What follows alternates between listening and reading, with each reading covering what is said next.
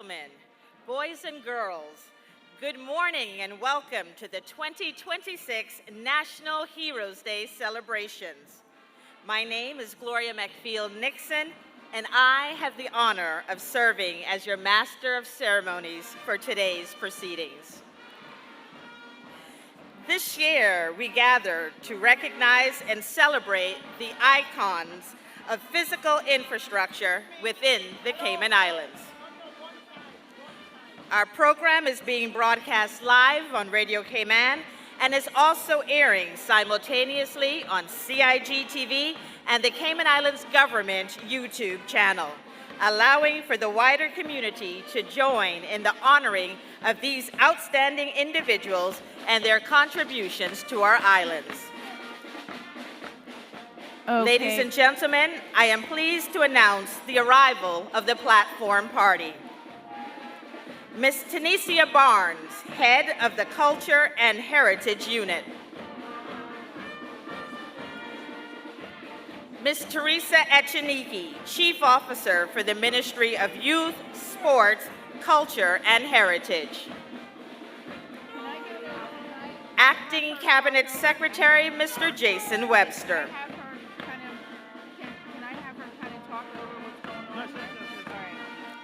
Please also welcome members of Parliament. Mr. Roy Tatum, Member of Parliament. Mr. Roy McTaggart, Member of Parliament. Anytime you're ready. The Honorable Joseph Hugh, Leader of the Opposition. Ms. Julie Hunter, Parliamentary Secretary responsible for Planning, Lands, Agriculture, Housing and Infrastructure, Education and Training, Culture and Heritage. Ms. Heather Bodden, Parliamentary Secretary responsible for Social Development, Education and Training, Tourism. The Honorable Wayne Panton, Parliamentary Secretary responsible for Health, Environment and Sustainability, Financial Services and Commerce, Caymanian Employment and Immigration, and Infrastructure. Please also welcome members of the Cabinet. The Honorable Samuel Bulgin, Attorney General. The Honorable Michael Miles, Minister for Caymanian Employment and Immigration. The Honorable Nicholas DaCosta, Minister for District Administration and Home Affairs and Acting Minister for Finance and Economic Development. The Honorable Catherine Ebanks Wilkes, Minister for Health, Environment and Sustainability. The Honorable Isaac Rankin, Minister for Youth, Sports, I'll be here Heritage, keeping your company. and We'll Home be bringing you Affairs. all the highlights of today's recognition ceremony, including the arrival of dignitaries, which has already started, the presentation of awards, and special remarks from our leaders. So please stay with us as we honor those who were instrumental in building these Cayman Islands. Her Excellency the Governor and Premier, the Honorable Andre Ebanks, will be arriving shortly. As you've heard there, Please Ms. Gloria remain. McField Nixon announcing shortly the arrival of Her Excellency the Governor, who of course will kickstart the official opening of the ceremony.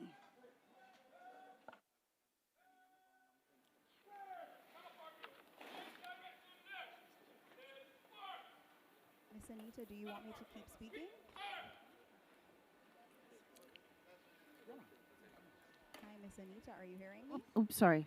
Yeah, I accidentally hit it off. Yes, you can. Keep speaking?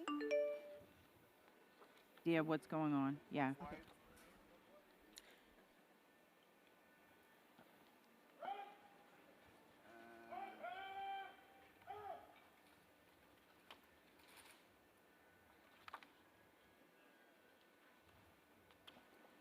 So if you're watching on your screens, you'll see that the arrival of the mass band and official parade has already begun, and all the different service organizations have already started to make their way into Heroes Square.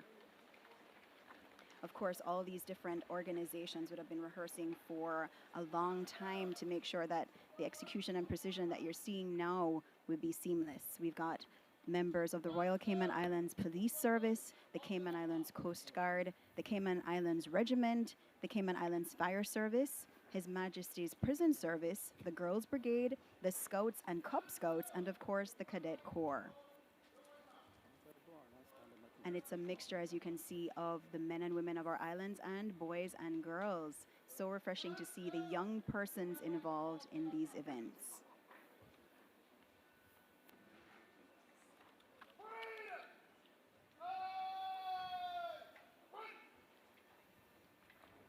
Of course, the entry of the mass band will be followed by the arrival of the Commissioner of Police, Mr. Kurt Walton, and as Ms. Gloria McPhail-Nixon said, the arrival of the Speaker of the House, the arrival of the This Chief morning's Justice. mass band is made up of the Royal Cayman Islands Police Band, the Cayman Islands Cadet Corps, and students from both the public and private schools.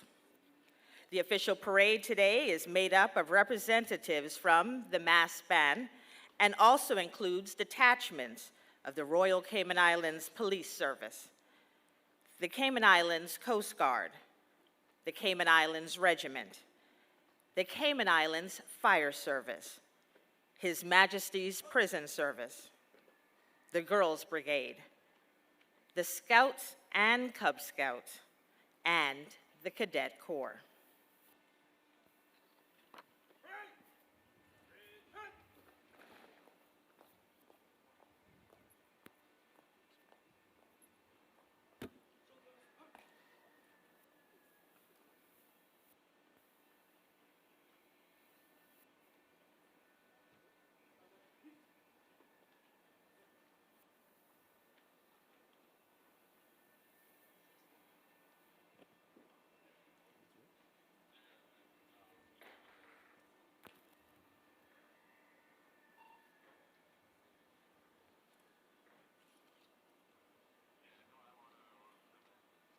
Ready. Stand at ease. Stand, easy. Announcing the arrival of the Commissioner of Police, Mr. Kurt Walton.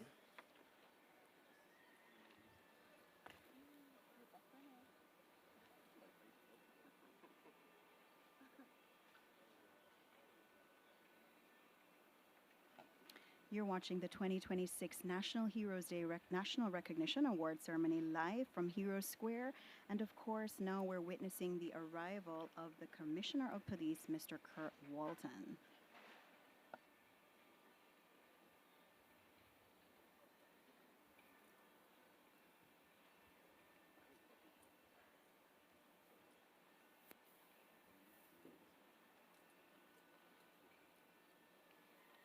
Ready. Parade. Shun.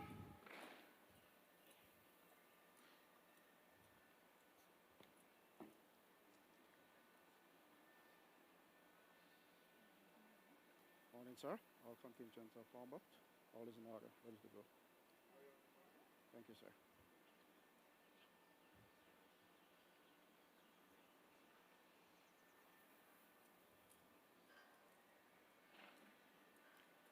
Ready.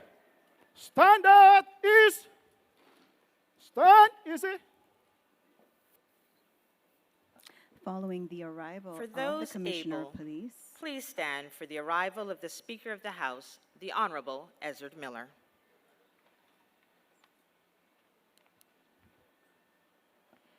and they've just announced the arrival of the Speaker of the House, the Honorable Ezard Miller. Ready. Parade. Shun.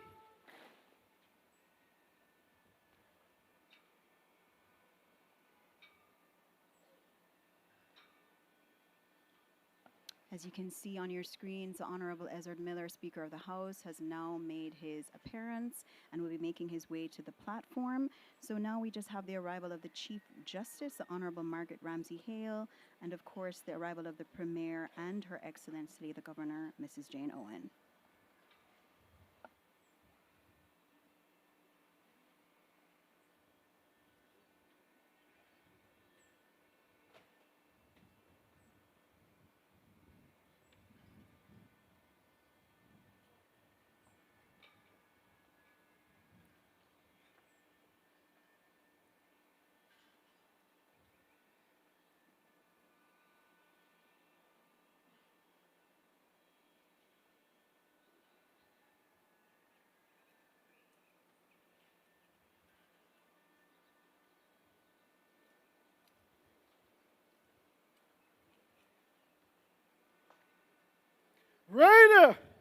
Stand at ease. Stand easy. For those who are able, please remain standing for the arrival of the Chief Justice, the Honorable Margaret Ramsey Hale.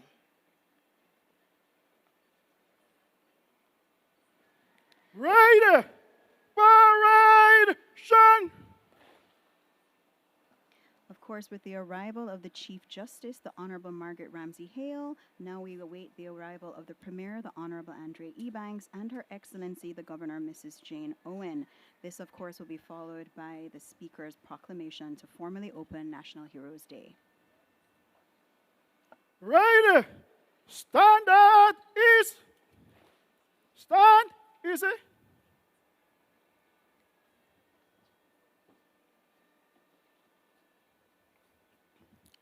You may be seated.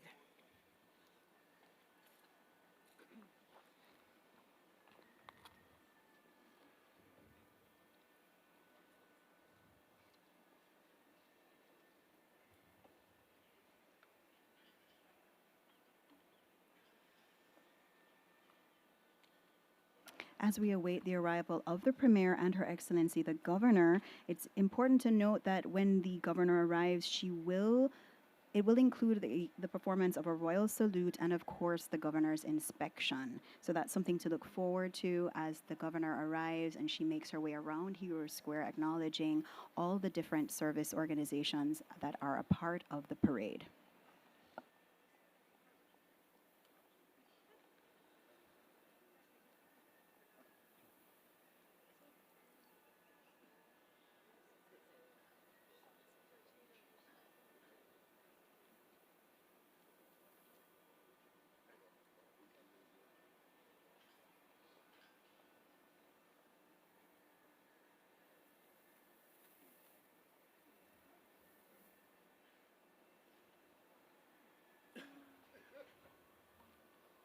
Again, we'd like to thank you for tuning in to the 2026 National Heroes Day National Recognition Awards live from Heroes Square.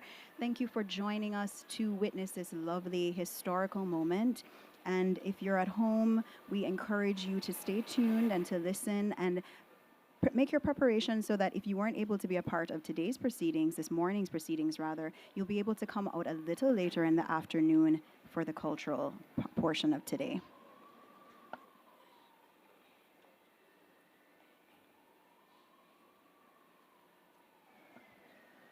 Good morning, Cayman Islands, and thanks again for joining us for the 2026 National Heroes Day National Recognition Awards ceremony. We are live here from Heroes Square in Georgetown, and if you weren't able to make it out this morning, that's okay. You are going to be keeping me company today. As you can see, if you are just tuning in, we have had the official parade opening. And we're going to be returning to the platform right now as Miss Gloria McFeel-Nixon has just announced the arrival of the Premier. Stay tuned.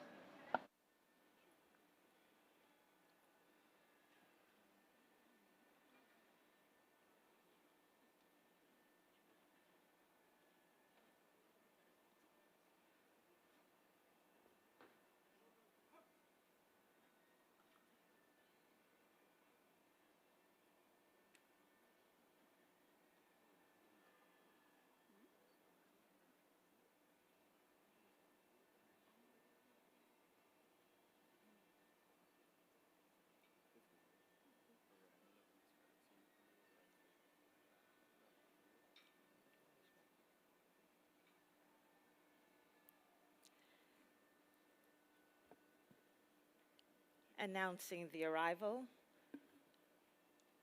of our national hero, the Honorable Ms. Francine. Right. Parade. Shun. On our screen there, we are seeing the arrival of one of our living national heroes, Miss Francine, making her way to the platform.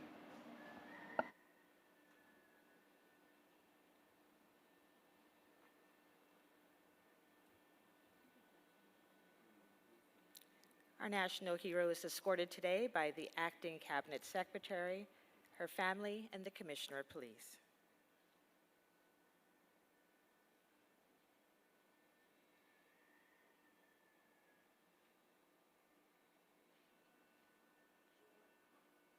It's an honor, of course, to be able to have a Right. living national hero Stand still up, among us. So please. we salute Miss Francine and welcome her into today's proceedings.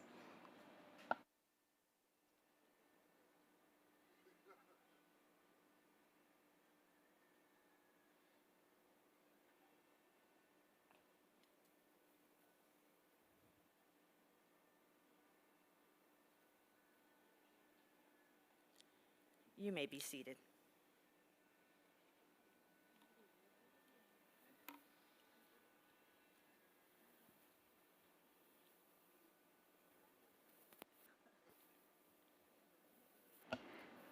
If you're joining us on CIG TV and Radio Cayman, welcome. We are here celebrating the 2026 National Heroes Day National Recognition Awards live from Hero Square. Of course, we've had the entry of the mass band parade, the arrival of the Commissioner of Police, the arrival of the Speaker of the House, the arrival of Chief Justice Honorable Margaret Ramsey Hale, and now we are awaiting the arrival of the Premier, the Honorable Andre Ebanks, and Her Excellency the Governor, Mrs. Jane Owen.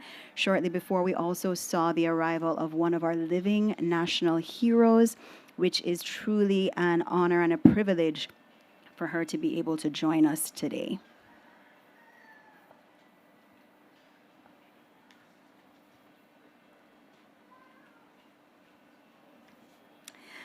So the parade has entered, the governor is pending, and so is the premier. We've had one of our living national heroes just make her entrance onto the Hero Square stage and is sitting with the rest of the platform. And what an honor.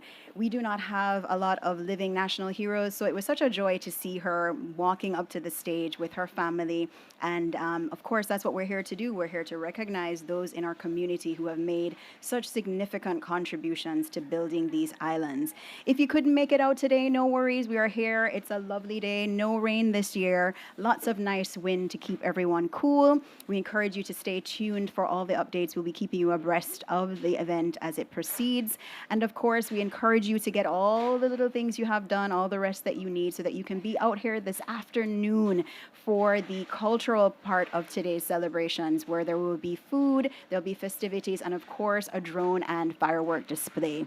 It's been a joy. This is my first National Heroes Day award ceremony, and it's just been an amazing event so far, seeing the parade come in, all the different service organizations who you know have spent hours perfecting their entrance into Hero Square. I know they do it every year, but for me, being here in person, it truly has been a spectacle to see the pristine execution of all their steps coming into the Hero Square, and it has certainly added a lot of gravitas to the occasion. So thank you for joining us. Stay tuned. We're looking forward to a lot more to come with the arrival of the governor, of course, who will mark the official opening of the ceremony.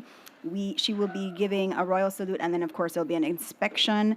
But my favorite part, I'm looking forward to the blowing of the conch shell. I have to admit that is probably one of my favorite portions of what's going to be happening today, because it is such a uniquely Caymanian tradition, and of course we're here to celebrate.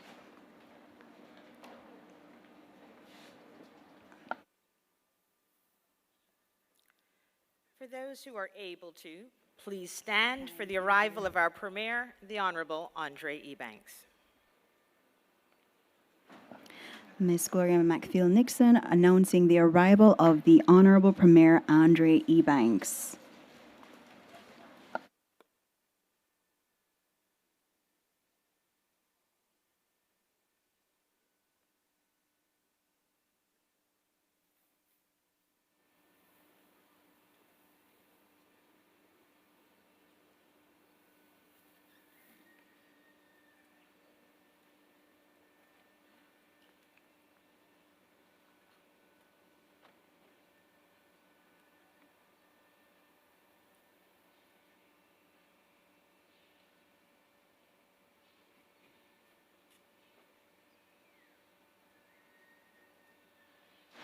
With the arrival of the Honorable Premier, it will be followed by the national song, and of course, the arrival of Her Excellency the Governor, Mrs. Jane Owen. Right. Parade, Sean.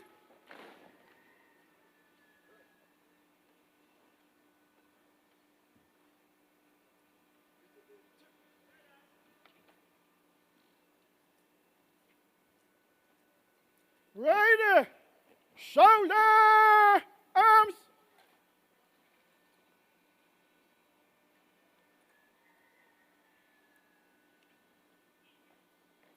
Ready, general salute, present, arms.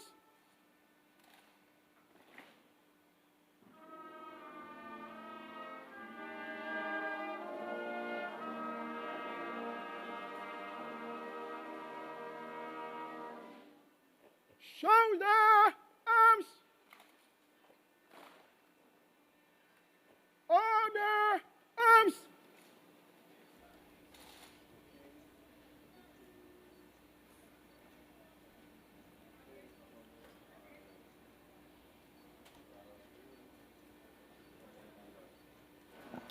You know, as I was saying earlier, it's such a powerful display of unity and service to see our uniformed services and youth organizations welcome the dignitaries and present the colors. These dedicated men, women, and young people represent the very best of Cayman, those who serve, protect, and inspire the next generation. So if you're watching, it's not too late to become a member of these organizations. See how you can get involved and make your contribution to keeping these islands safe. You may be seated.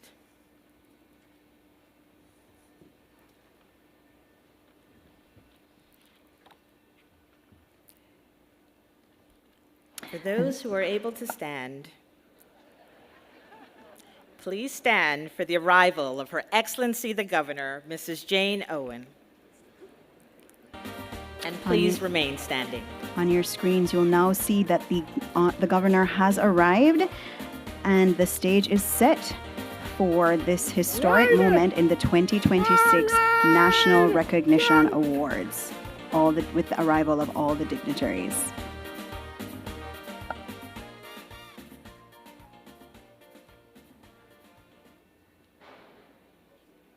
As I mentioned earlier, the arrival of the governor, she will include a royal salute and inspection.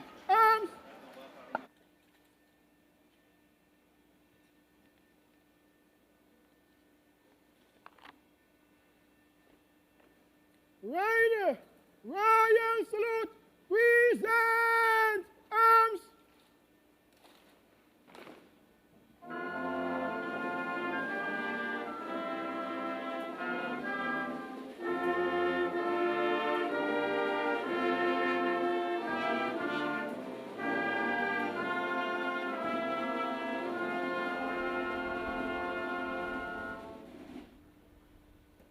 Shoulder, arms.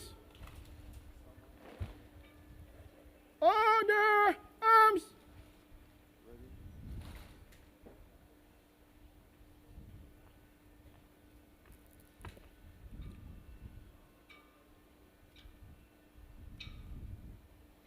Your Excellency, your guard of honor is formed up in the open order, awaiting your inspection now.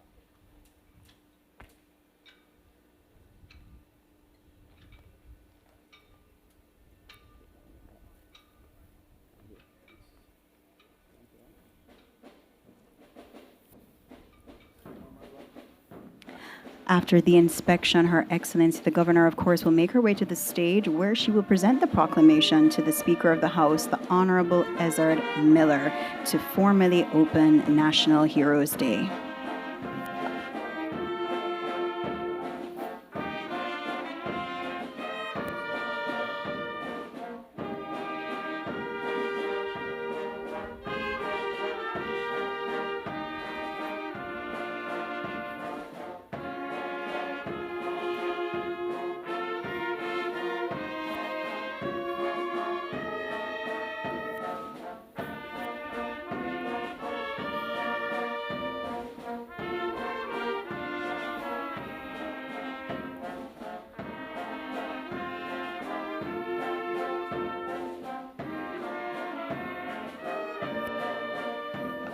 Again, if you are watching on CIG TV or listening to us on Radio Cayman, thank you for joining us.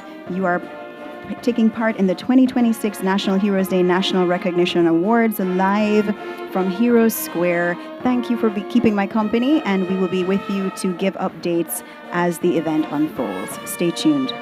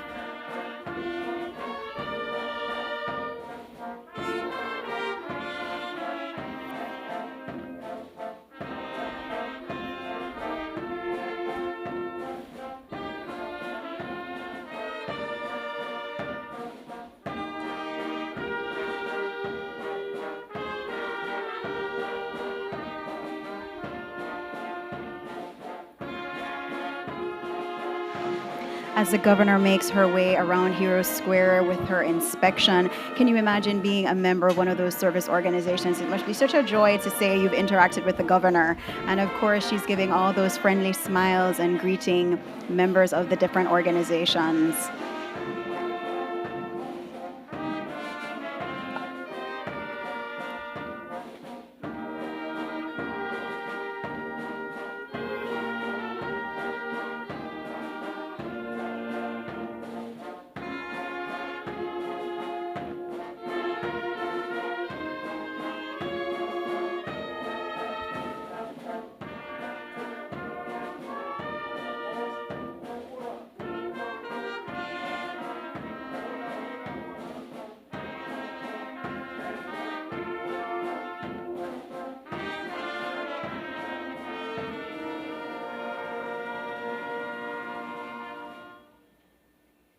Ready, shoulder, arms.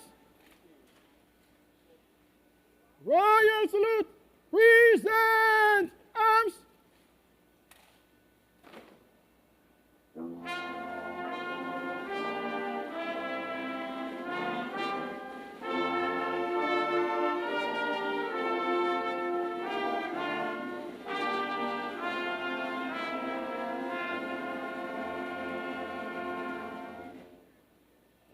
Shoulder, arms. Order, arms.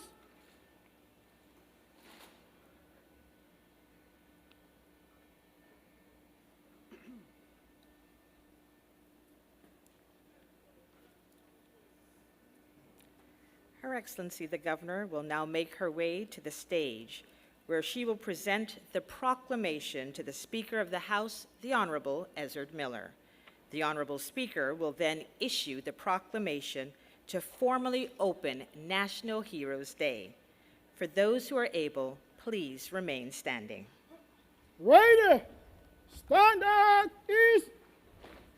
Stand easy. The presence of our governor, premier, and assembled dignitaries, of course, underscores the profound significance of today's recognition awards. If you're watching us on CIG TV or listening to us on Radio Cayman, thanks for joining us. You are taking part in the 2026 National Heroes Day National Recognition Awards, live on, of course, Radio Cayman and CIG TV. Now that the governor is handing over the proclamation to the Speaker of the House, we'll return to the platform.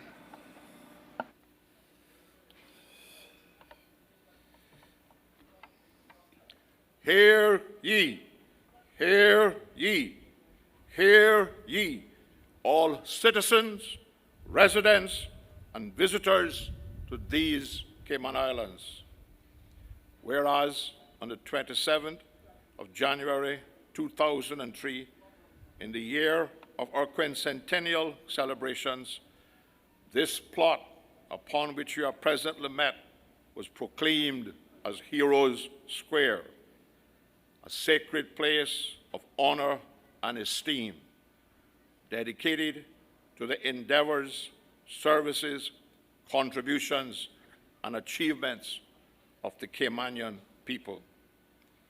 And whereas the Wall of Honor and the statue and bust of our national heroes and the monument and cultural icons within this hallowed square all stand in remembrance of and in tribute to those who helped build these beloved Cayman Islands. Now, therefore, we, the government and people of the Cayman Islands, give notice once again of our determination today on a National Heroes Day in every year hereafter to acknowledge with gratitude and pride the endeavors of our people, to pay tribute to their sacrifices in a way that will forever be impressed upon our hearts and our country. As we continue to uphold our values and steadfast dedication to the outstanding individuals who made significant contributions to our seafaring heritage, commemorate those who paved our paths of yesterday, celebrate those who are still serving our community today, and highlight the industry that is formally embedded in the history and culture of the Cayman Islands. And in furtherance thereof, we hereby give notice on this day, 26th of January, 2026, and every occasion of the celebration of National Heroes Day hereafter, that recognition by way of commendation and award and honors, and the laying of flowers in remembrance may be conferred on and laid in respect of not only honored, but all such ordinary citizens as shall be deserving thereof. Proclaimed in the presence of all gathered here for this purpose at Hero Square in Georgetown, Grand Cayman, this 26th day of January in the year of our Lord 2026, in the 5th year of the reign of His Majesty King Charles III.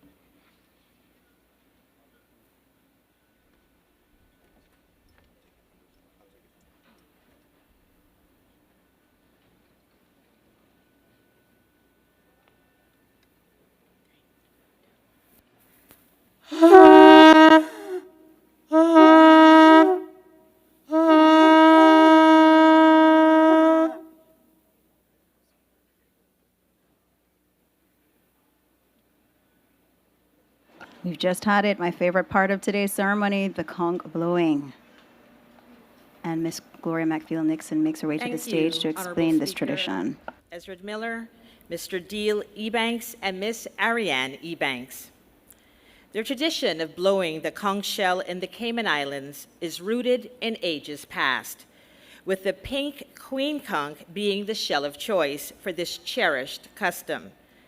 This practice historically signaled the availability of fish for sale, but most importantly, it brought relief to families, assuring them that the men had returned safely to shore. While this ritual was predominantly performed by men, some local women were also highly skilled in this art, reflecting the inclusive spirit of our islands. Today, as we begin our National Heroes Day celebrations, we honor this historic practice, a symbol of unity, resilience, and Caymanian heritage. What a fitting way to start our ceremony, bringing together generations in celebration.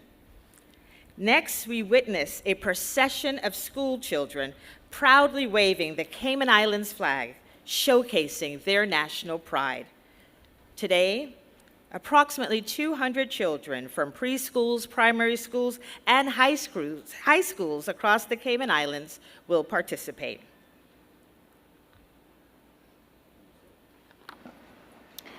You're watching the 2026 National Heroes Day National Recognition Awards live on Radio Cayman and CIG TV.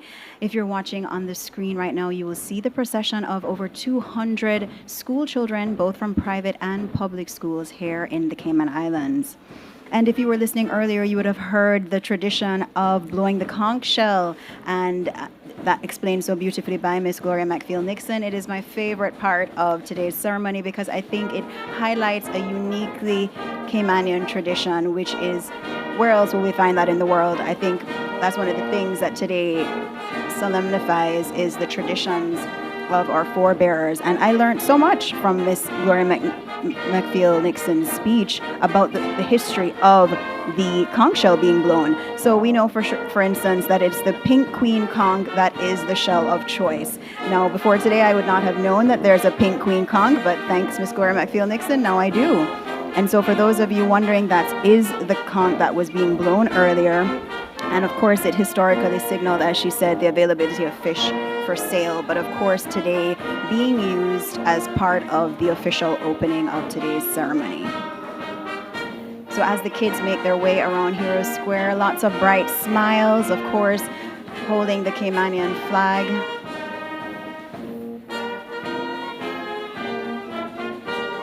And what a wonderful way for our youth to be brought into today's celebrations, passing on the traditions and honoring the men and women who have helped to build these islands.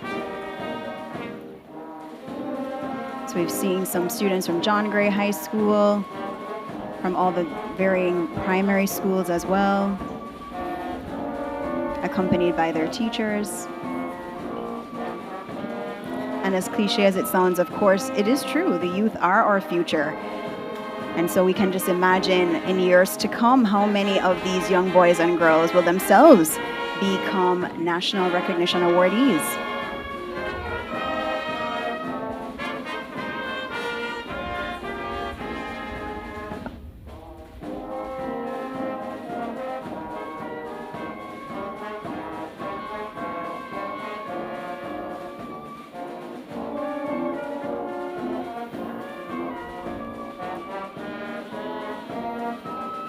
As the children make their way around the square, of course, this will be followed by the breaking of the flags and the national anthem, which is going to be sung today by Mr. Aaron Pereira Jr. And then we'll have the opening prayer by Pastor Garrett Haylock before the parade makes their exit from National Heroes Square. Again, you're watching the 2026 National Heroes Day National Recognition Awards live from Heroes Square. Thanks so much for joining us.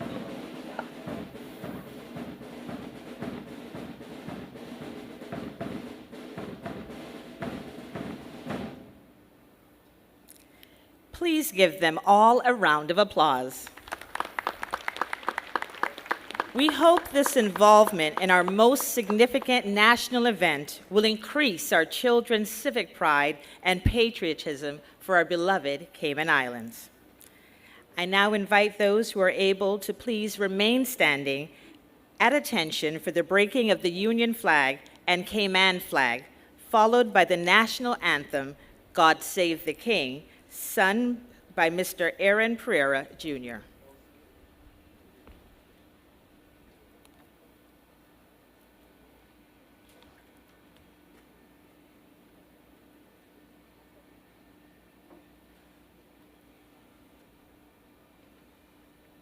Ready! Paration! Shoulder! Arms! Ready! Royal salute! Present! Arms!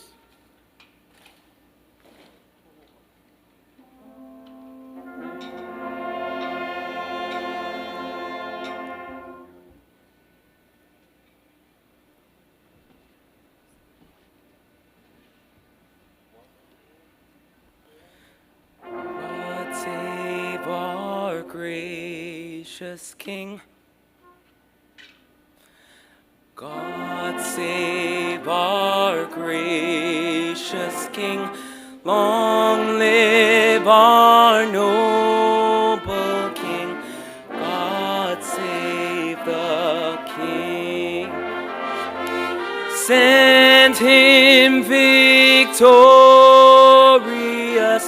happy and glorious, long to reign over us.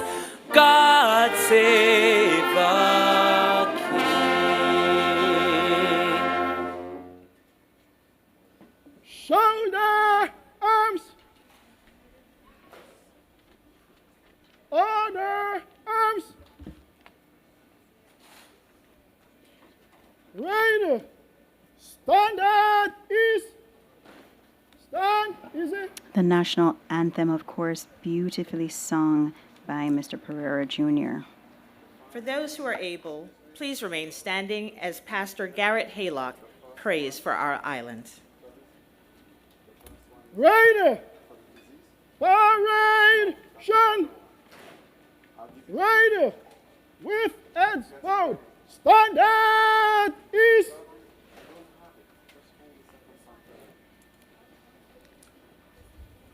Let us pray.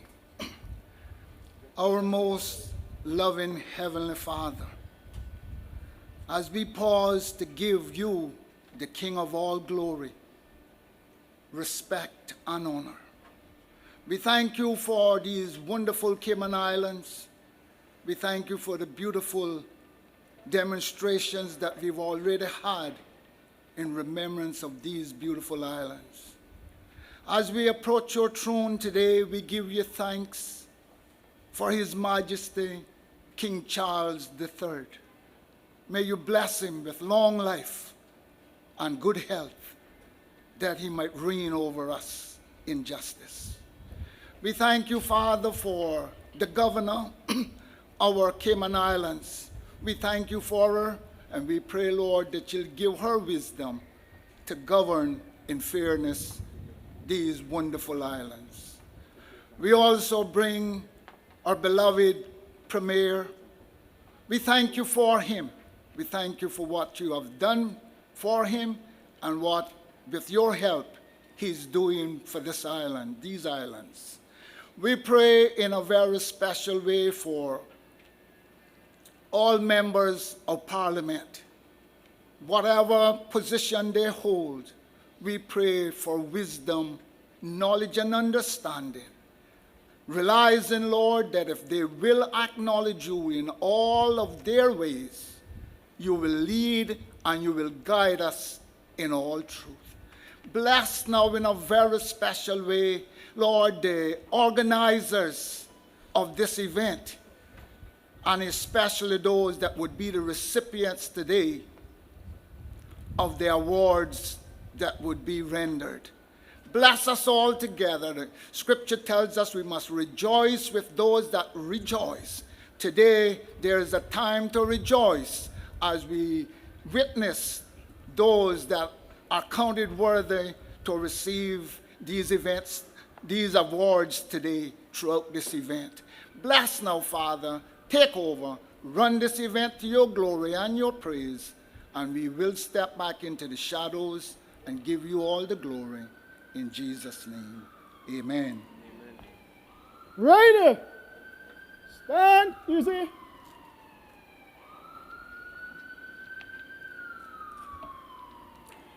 Thank you, Mr. Aaron Pereira Jr. and Pastor Garrett Haylock. Everyone, for those who are able, again, I ask you to please remain standing as the parade marches off. Righty. Parade. Shun.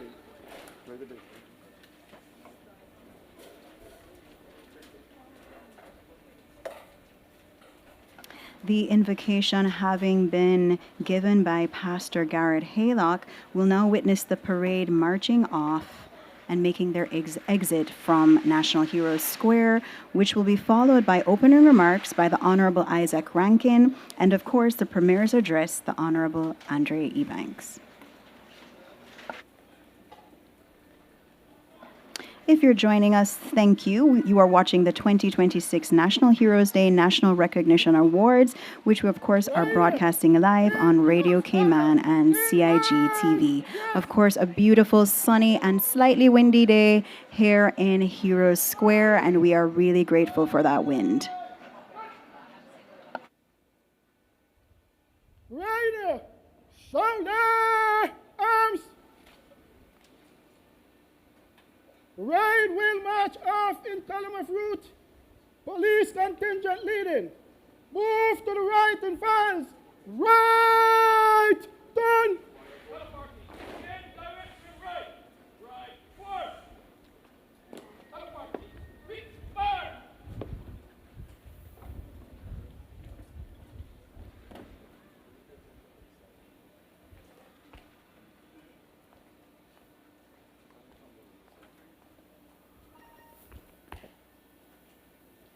Righty. By the left. Quick march.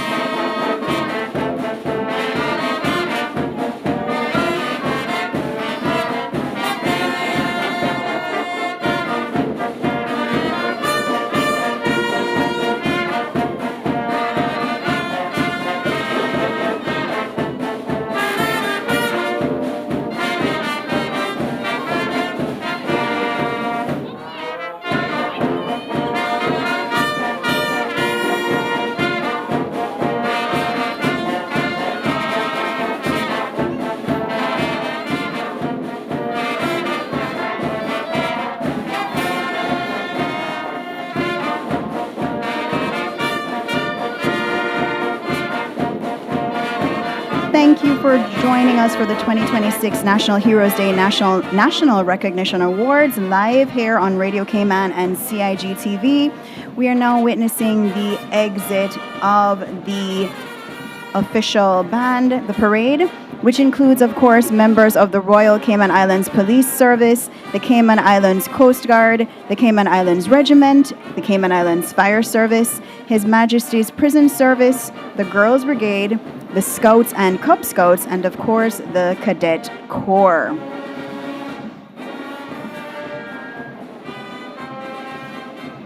Again, you just see the precision and the immaculate uniforms as they make their way out, and it is such a spectacle to behold.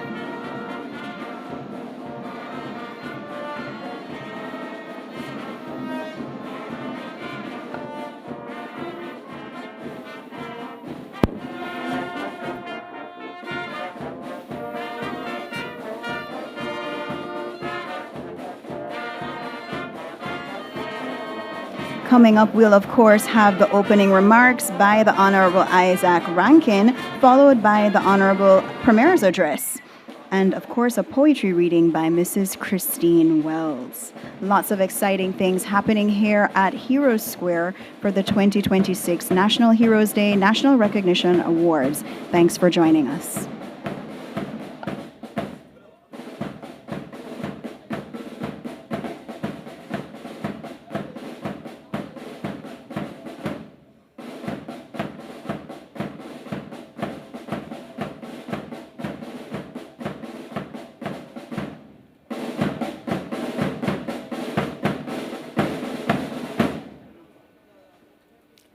Please be seated. I am now inviting the Honorable Isaac Rankin to deliver the opening remarks.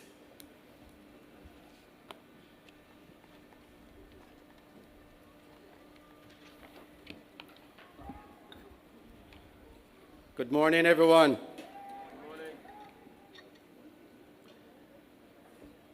This morning, we gather as a grateful nation, a nation whose progress was not accidental, but was built through leadership, commitment, and an enduring belief and respect for country. This year marks an important change in the way we recognize excellence and service, but be assured that while the name has evolved, the purpose remains to celebrate those whose service has strengthened our nation and uplifted our people. We gather not only to recognize achievement, but so much more than that. We gather to honor service that has quite literally shaped the Cayman Islands beneath our feet, above our heads, and across horizons. This year's theme is Honoring a Nation Built, the Power of Physical Infrastructure. It invites us to reflect not only of roads, schools, ports, public buildings, or airports, but about the opportunity, the access, the resilience, the national ambition that infrastructure offer and provide for our people and for our country. The National Recognition Awards, formerly the National Heroes Day Awards, celebrate individuals and organizations whose vision, skills, and perseverance built the physical foundations of our country. Roads that connect our communities, ports that opens us up to the world, utilities that sustain daily life, public buildings that shelter, serve, and symbolize our shared collective aspirations. Infrastructure is often described in technical terms of concrete, steel, cables, plants, but at its heart, infrastructure is deeply human. It reflects who we are, what we value, and how we care for one another today and for generations to come. Not merely structures, but foundations upon which lives are built and futures established and shaped. Each one of us here today is connected either by blood or community to our awardees. I therefore invite us all to think about the heart, soul, and the mind of the men and women we are celebrating, whose work ensured that our islands did not only grow, but grew with purpose and pride. There were surveyors and engineers who swatted mosquitoes and held smoke pots while mapping our lands. Construction workers and utility workers who labored for hours despite the hot sun beating on their backs. Those who stayed on land while others worked overseas and on the seas, taking the little they had, gaining enough out of it to share with their family and friends. The private sector investors who invested both capital and confidence in Cayman's future. Policymakers who kept the public good in mind as they made wise, long-term decisions for our country's stability and growth. It was those people's work that transformed small, dispersed settlements into connected communities. It enabled economic activity supported by social development and improved our quality of life. It had allowed our people to move, trade, learn, and thrive, and in doing so, it helped preserve and define our built heritage. Structures and commonplaces that tell the story of who we have been, who we are, and made space for who we are becoming. As the Minister responsible for culture and heritage, I am especially mindful that development and heritage are not opposites. And when done wisely, they are partners. Our infrastructure is both functional and cultural. It carries our memories and our identity. It holds meaning. It reflects our ingenuity as a people, resourceful, adaptive, and forward-looking, while still remain rooted in our Christian values. Ladies and gentlemen, I also want to take this time to acknowledge that there were persons who were nominated for today's honors who have contributed towards our nation's infrastructure in some way, but due to the specified criteria were not selected. But we still want to thank you for your contributions and your continued efforts to the building of our country. Our honorees have played significant roles in shaping our nation. The individuals and organizations being recognized this morning did more than build infrastructure. They built possibility. They built resilience. They built trust in the idea that Cayman could grow. And importantly, they did so at moments when the path forward was not always clear, when resources were limited, when technology was scarce and evolving, and when the demands of a growing population required courage, foresight, and collaboration. Their legacy is not only what stands today, but the standard they set for those who are building now and for those who will build tomorrow.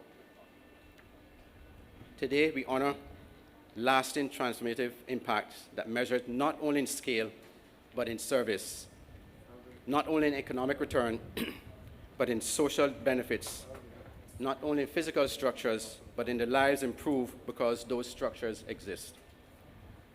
To this year's awardees, on behalf of the government and the people of the Cayman Islands, we have our deepest thanks. Your contributions have strengthened our nation and enriched our shared heritage. You have inspired all Caymanians to invest wisely and build with responsibility.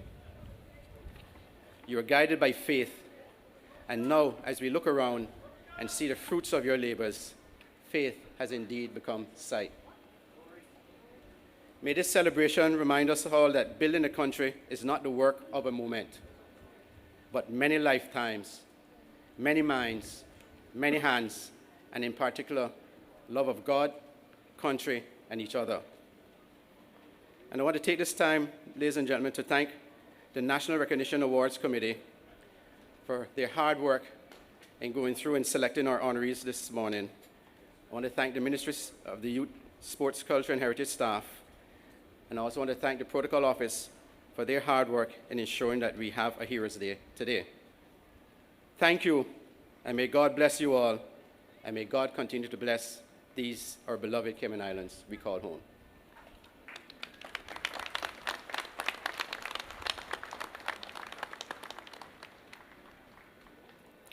Thank you, Minister Rankin. Ladies and gentlemen, boys and girls, I now invite the Premier of the Cayman Islands, the Honorable Andre Ebanks, to deliver his address.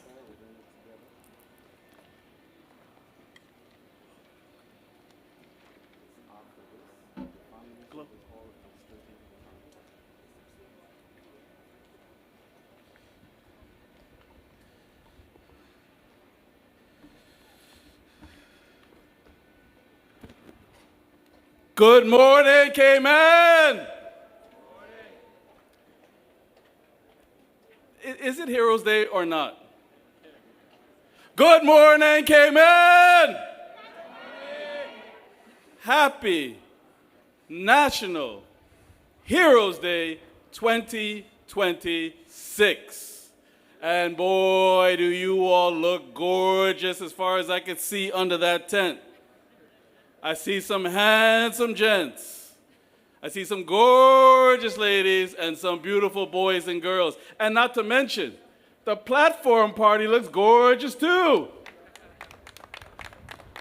Come on, people, let's get into the spirit here today. Let's get some round of applause. Are we Caymanians? Is this Cayman or not?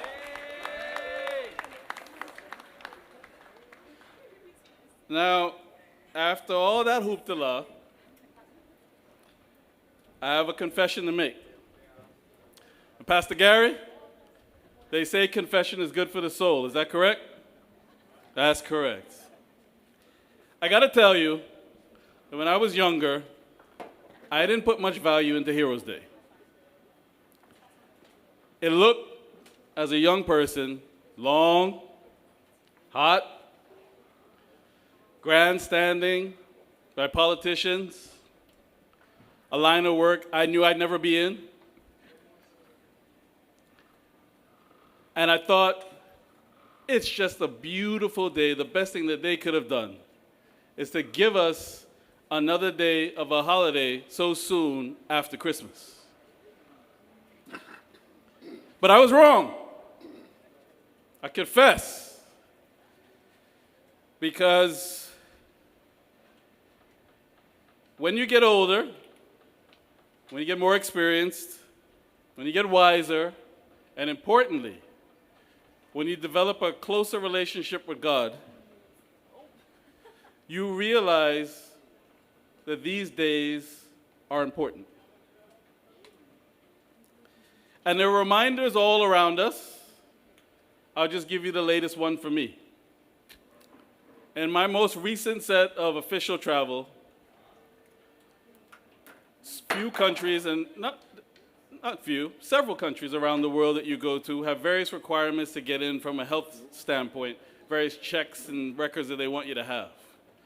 So of course, with a busy schedule, you only get down to the hospital to get the checks, to get the sign-off that you need in very urgent fashion.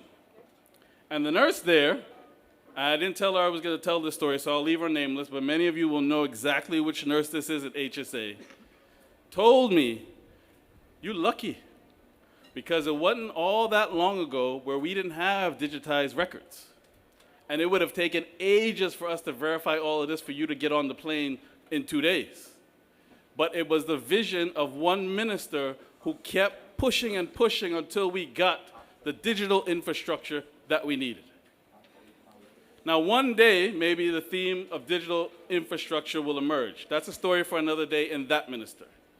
But the point remains, is that it's the struggle that people have had to endure, who took on projects that were bigger than themselves, that lead us to be the advanced country that we are today. So when I look at the theme of honoring physical infrastructure, I think it's worthy of celebration, and Heroes Day is worthy of celebration for 3 reasons. 1, we are blessed as a country to have gotten so advanced, so relatively quickly in our history, and mainly the last 6 decades in particular. The minister said it already. The swamp, the marl, the mosquitoes, the heat. People labored. We have to stop and give pause and thanks to the visionaries, the engineers, the masons, the laborers, the civil servants, the companies, the business entrepreneurs who blessed us with this wonderful infrastructure and this amazing regional powerhouse and global powerhouse we call all three Cayman Islands home today.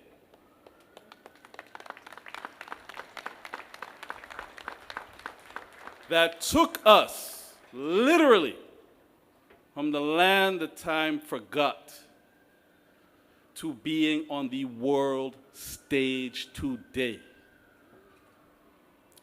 Reason number two, in our journey as a country, when we have faced peril, when we have faced threats, natural disasters, it's been two things.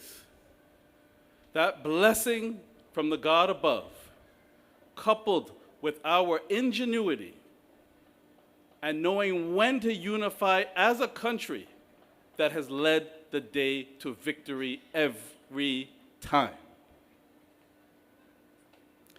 And number three,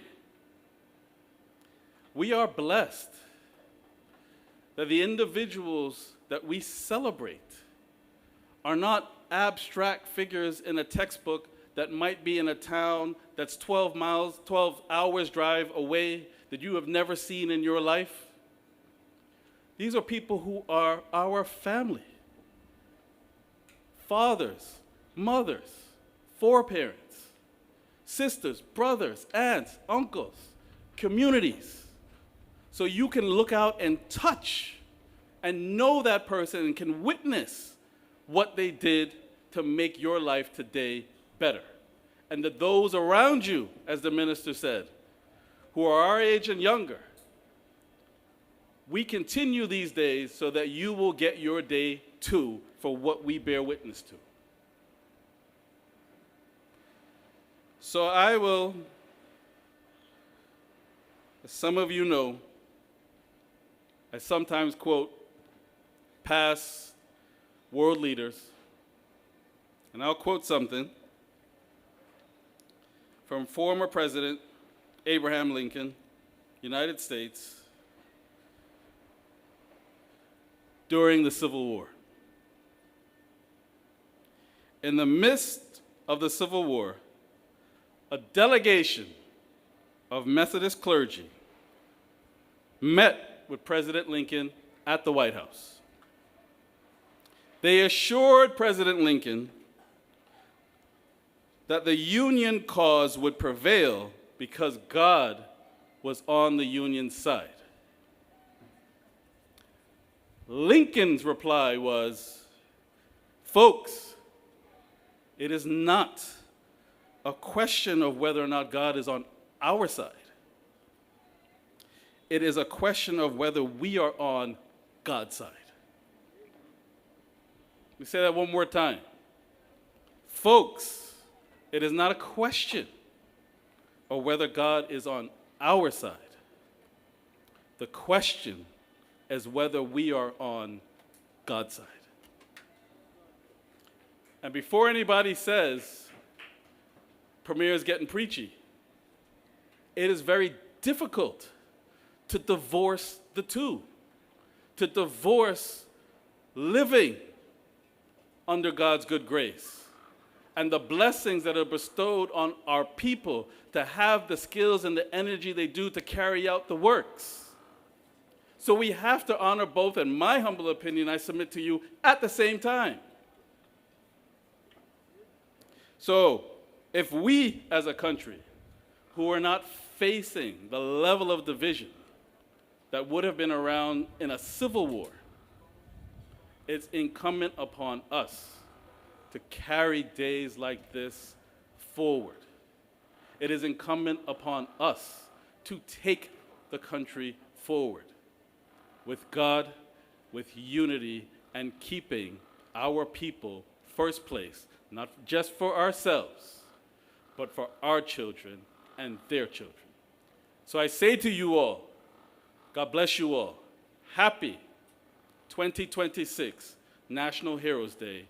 God bless all the awardees, all participants, all organizers, all friends and family, and may God continue to bless these Cayman Islands. Thank you.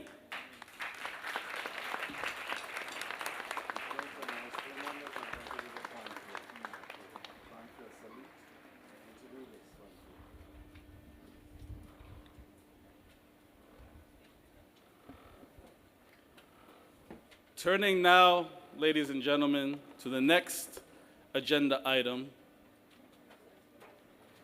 which I am honored to present on behalf of the Cabinet, a special announcement in relation to a new or the latest national hero. As some of you may recall, but it's worth repeating, that in 1993, the then Legislative Assembly passed the National Heroes Law, now an act, now Parliament. And under that act, Cabinet may designate a man or woman considered to have exceptional and outstanding service to the islands and the people of the islands to be a national hero. To date, 14 persons have been designated national heroes, including 4 in 2025. This year, 2026, the Cabinet has designated one person to be a national hero. I am deliberately going to withhold the name until the end because I think the list of achievements and the bio will speak for itself. This emanates from a conversation that I had in that building, House of Parliament, with the now Speaker, D. Ezard Miller. Anybody who knows the Speaker knows this is a very meticulous individual. Seen many people on the floor of Parliament try to slide one by him, and was sorely mistaken at the level of research and painstaking detail he puts into his work. And he presented me a file this thick with supporting documents that also went to the minister, and I think also the Cabinet Office, in support of today's national hero. This individual,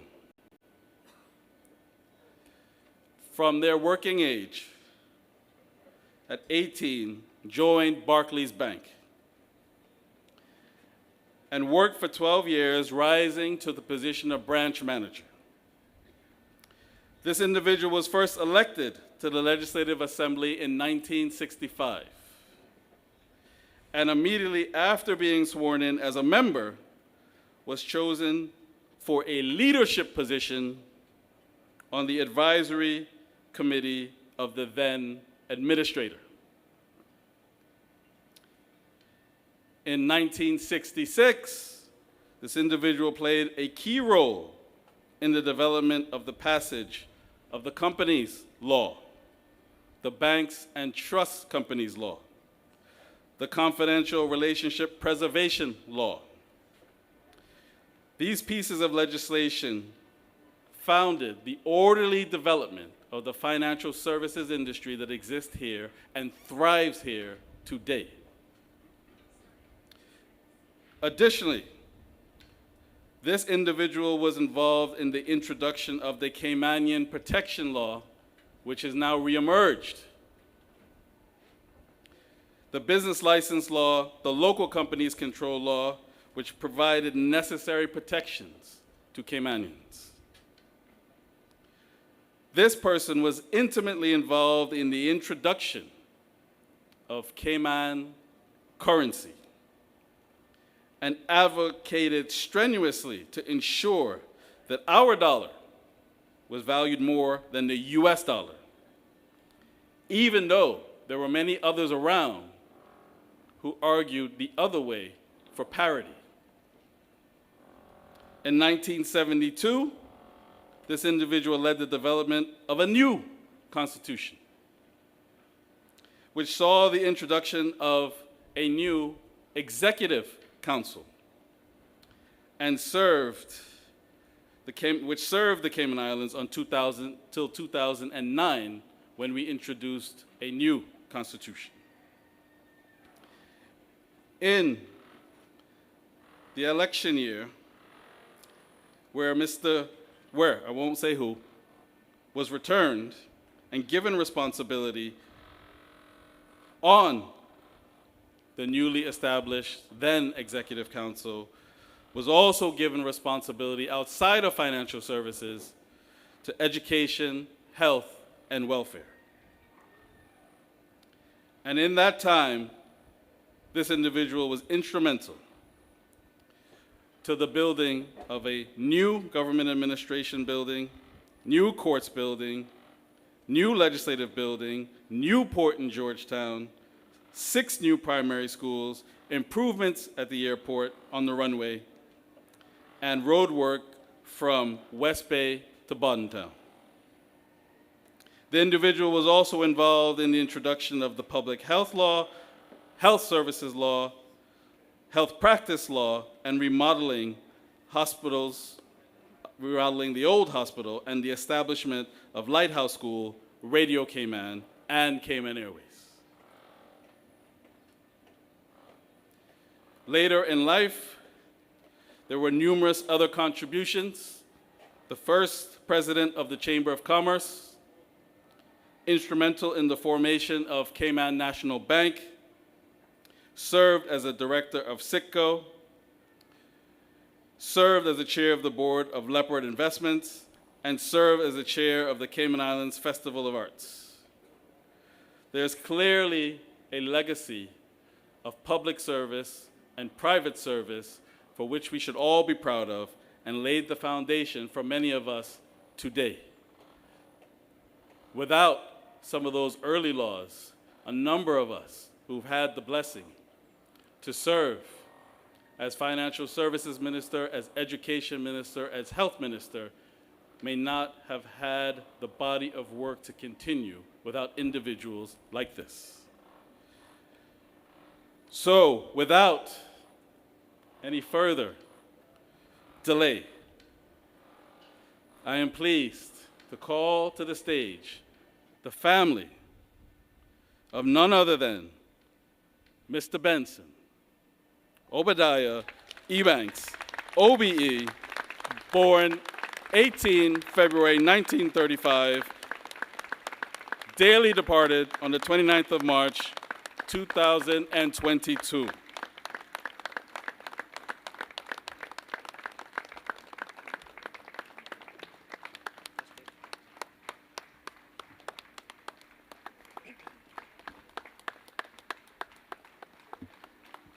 Yes, ladies and gentlemen, do stand if you're able.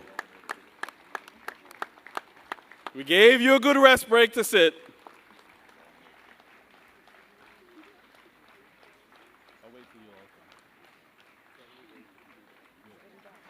Ladies and gentlemen, you are joining us for the 2026 National Heroes Day National Recognition Awards, where the Premier has just revealed the addition of a new national hero, Mr. Benson Obadiah Ebanks. On stage now, the family of Mr. Ebanks, meeting with the Premier and other members of the platform. Well, inspiring and informative opening remarks from the Honorable Isaac Rankin and the Premier, the Honorable Andre Ebanks, this morning here in Heroes Square. Of course, as the platform greets the family of Mr. Ebanks, we recognize that this ceremony started in 2003 with the quincentennial celebrations, and here we are 23 years later celebrating those men and women who have made outstanding contributions to these Cayman Islands. So now that moves our 14 national heroes to 15, returning to the platform. Ladies and gentlemen, With the naming of a new national hero today, we can anticipate a formal recognition ceremony to take place at a later date. But it is certainly a proud day for all of us in the Cayman Islands. Another round of applause, please.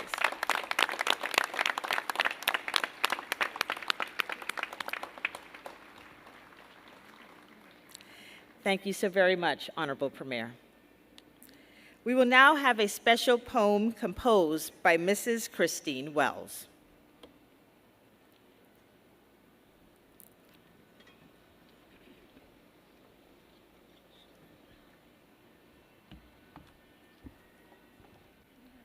Our island's physical infrastructure. Our island's physical infrastructure must never be compromised, for without proper physical infrastructure, our survival could be jeopardized. We've come from a time that was considered as laid back to a time of press buttons and moving at lightning speed. And even if there's something we presently lack, we will continue to trust God to supply our every need. Having a good physical infrastructure in place may sometimes prove to be a difficult task, but to live among us, no matter your race, please respect our infrastructure is what we ask. Physical infrastructures are essential, consisting of structures and systems of support that should definitely be tangible and sustainable to our locals or those who arrive through the choice of your port.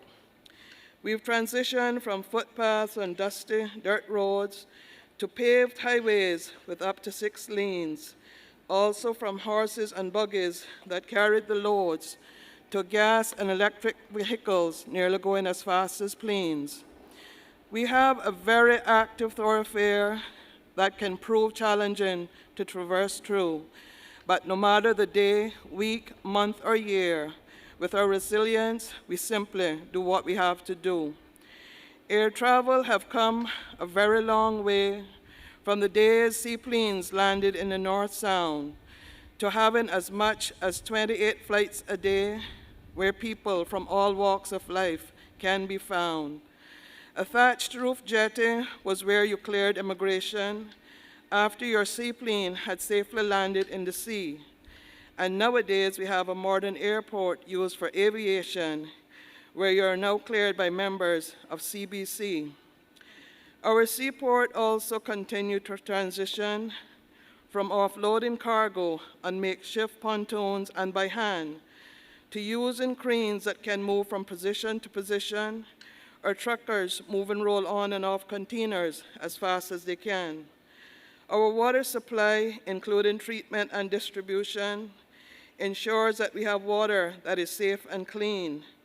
And even cisterns still offer a positive solution during and after storms or a dreaded hurricane.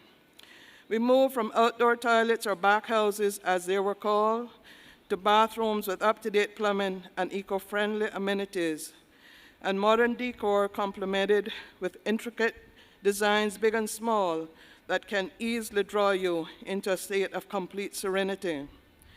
Nowadays, within every district in our fair land, the use of candles and oil lamps are rarely found. Instead, the generation of power is now in high demand as continued development can be seen all around.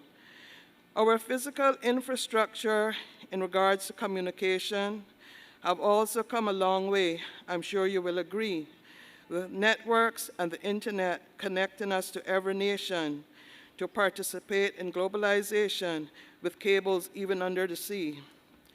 Our government buildings are impressive, along with our parks and public spaces too. And despite some being small and others massive, some have a most outstanding and breathtaking view. By now, I'm sure you will find it easy to agree that we're no longer a land that time forgot, as per the many who come to enjoy the sun, sand, and sea, or even to all those who come to tie the knot. So as our physical infrastructure continue to thrive, let's be supportive in every possible way, while giving God thanks for the gift of being alive as we give him praise, honor, and glory each and every day.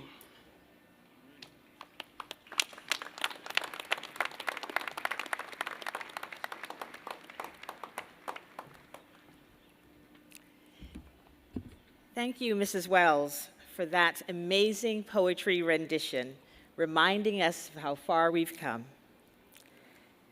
I now invite Ms. Ashley Gooden and Mr. Devonte Joseph to the stage to deliver the National Heroes Commemoration and Laying of Wreaths.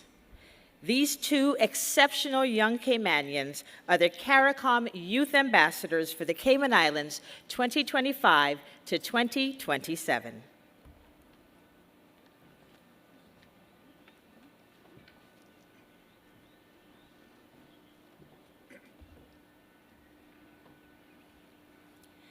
Exploring the lives of our national heroes is a journey into our own identity, our values, shared history, and the elements that fill us with pride as Caymanians.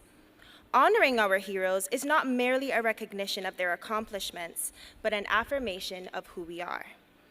At this juncture, I call upon all those designated to lay wreaths to step forward, to commence the laying of the wreaths in honor of our national heroes. The Honorable James Manoa Bodden.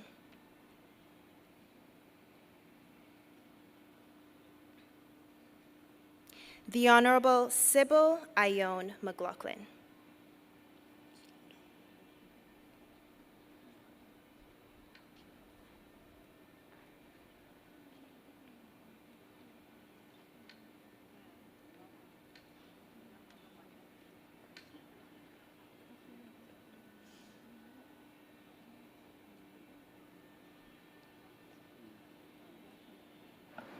Thanks for joining us for the 2026 National Heroes Day National Recognition Awards. We have now begun with the laying of the wreaths. And as Miss Ashley Gooden, the Caymanian CARICOM Youth Ambassador, just said, this is a solemn affirmation of who we are as Caymanian people. The Honorable Desmond Vere Watler.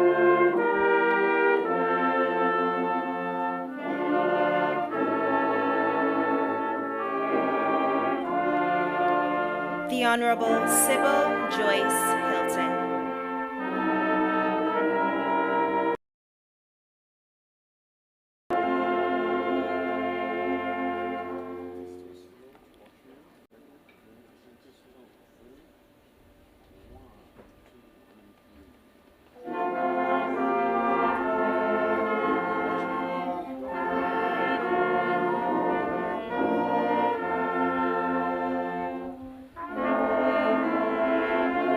The Honorable Ormond Ponton.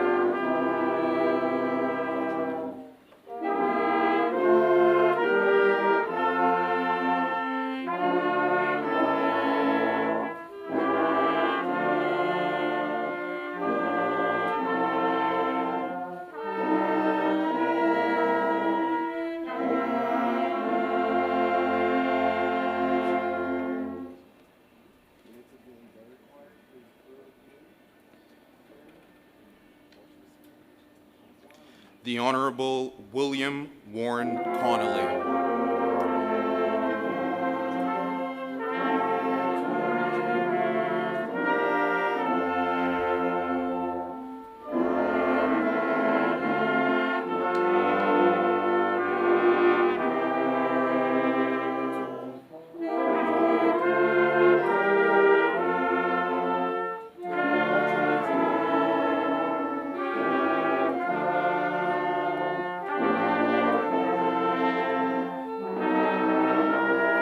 The Honorable Leela Ross Shear.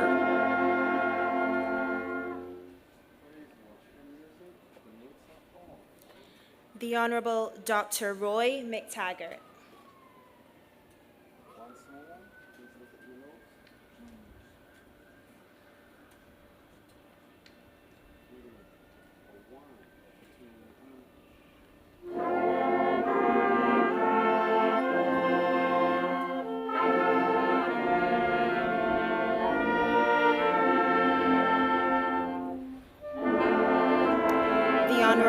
Mary Evelyn Wood.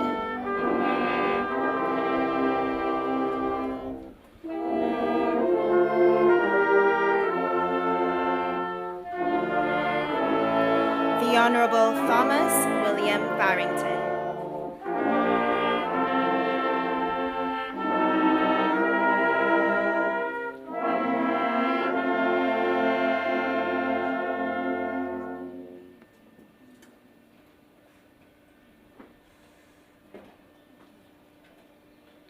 We now turn our attention to honoring 3 distinguished Caymanians who were appointed national heroes in 2025 and whose lives of service have left an enduring legacy on our nation.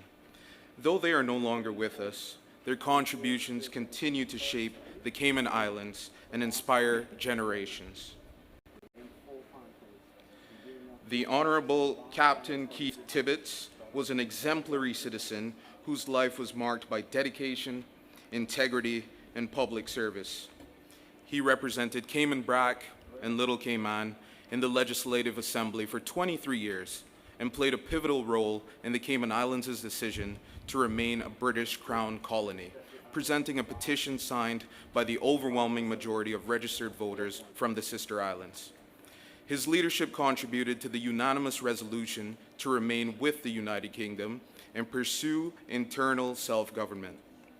In recognition of his service, he was appointed a member of the Order of the British Empire in 1988.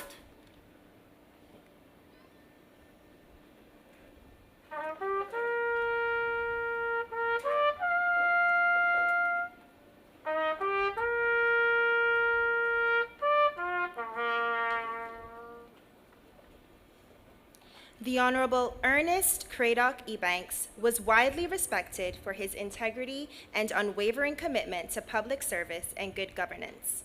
A devoted Caymanian, he served as the elected representative for Northside in the Legislative Assembly from 1952 to 1984, where he was a steadfast advocate for his constituents and a champion of national priorities, including infrastructure development, healthcare reform, and improved communication services.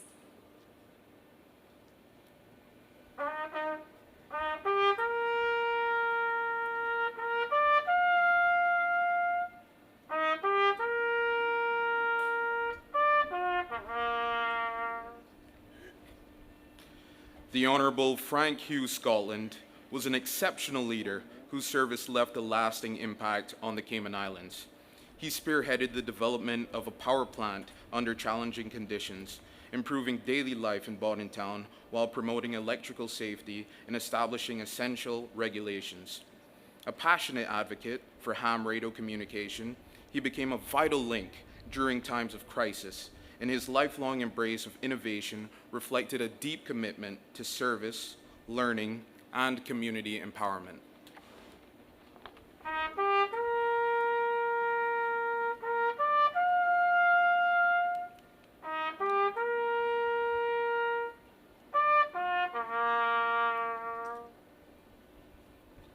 It is now my distinct honor to acknowledge the presence of our national hero, the Honorable Francine Eldonia Jackson.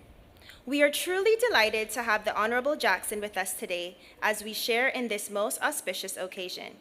Ladies and gentlemen, may I invite you to please stand so that we may all give her a round of applause.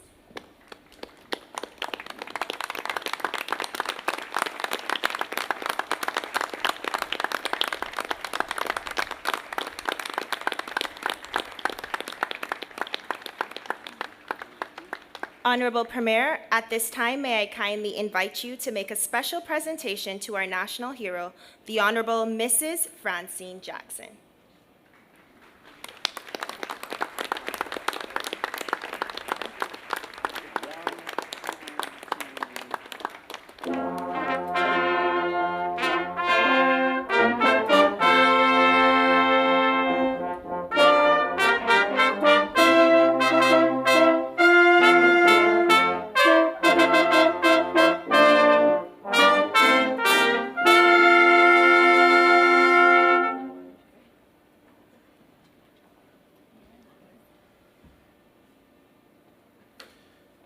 The Honorable Francine Eldona Jackson was among the first women to stand for public office in 1959 as part of the renowned Phenomenal Four, symbolizing the progress and equality she championed throughout her life. Following this historic milestone, she worked alongside her late husband, Vernon L. Jackson, OBE, to establish the first wedding company in the Cayman Islands. A devoted member of the United Church, Honorable Jackson served faithfully in various capacities and was recognized in 2013 by the Church Synod for outstanding service. Her active involvement in the church reflected her deep commitment to community values, service, and strong support networks.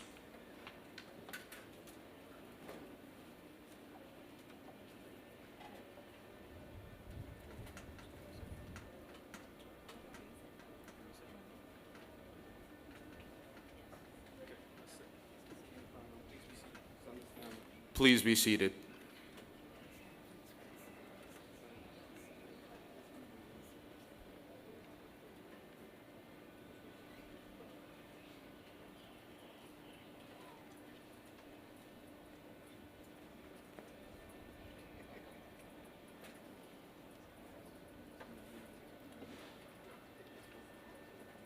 Thanks for joining us for the 2026 National Heroes Day National Recognition Awards. We just had a special presentation by the Premier, the Honorable Andrea Ebanks, to Cayman's National Living Hero, the Honorable Francine Eldona Jackson. As we go into the laying of the wreaths for a few more special organizations, we just throw back to the opening remarks by the Honorable Isaac Rankin and the Premier, inspiring and informative remarks, highlighting the physical change that has transpired in the Cayman Islands since they were first discovered in 1503. Wonderful poem by Mrs. Christine Wells highlighting that transformation. The wreath for the Women's Monument Aspiration is laid by the Governor, Her Excellency Mrs. Jane Owen, Chief Justice, the Honorable Ramsey Hale, Minister, the Honorable Catherine Ebanks Wilkes, Parliamentary Secretary Heather Bodden, and Parliamentary Secretary Julie Hunter. Deputy Speaker Perlina McGaw-Lumsden, Miss Lucille Seymour, and Miss Susan Whitaker.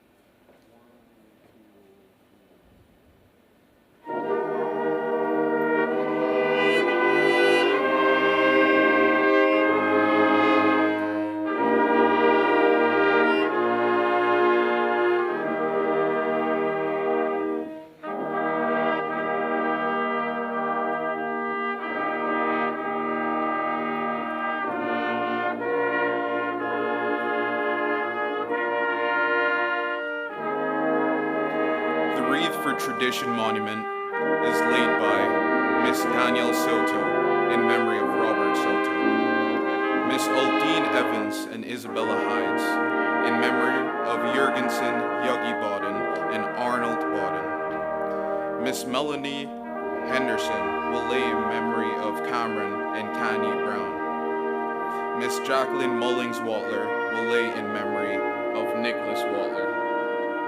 Mr. Ron Mullings will lay in memory of Gary Mullings.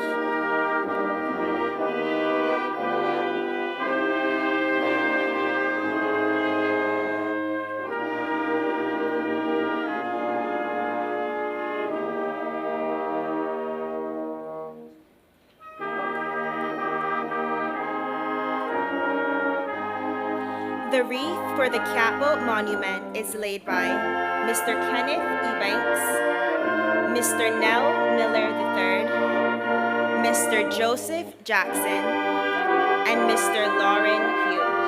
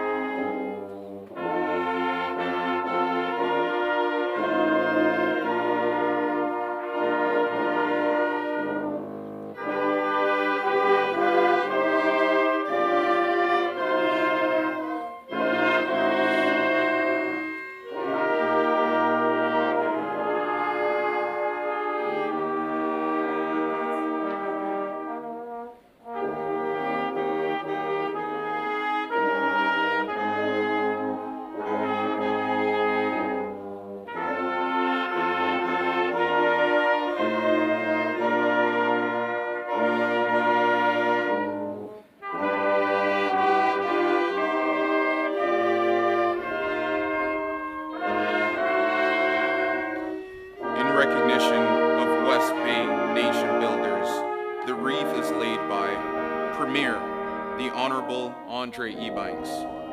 Deputy Governor, the Honorable Franz Manderson. Minister, Honorable Catherine Ebanks Wilkes. Parliamentarian Secretary, Miss Julie Hunter.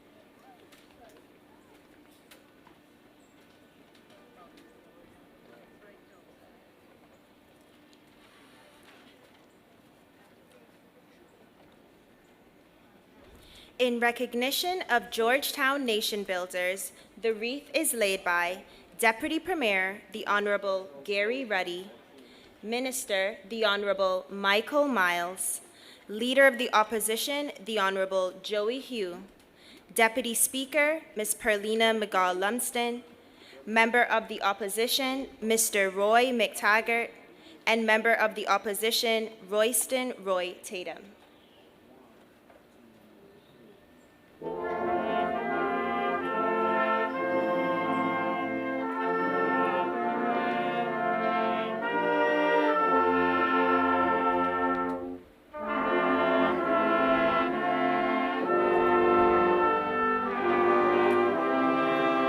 recognition of Bordentown Nation Builders, the wreath is laid by Parliamentary Secretary, the Honorable Wayne Panton, Parliamentary Secretary, Heather Bodden, Independent Opposition Member, John Seymour.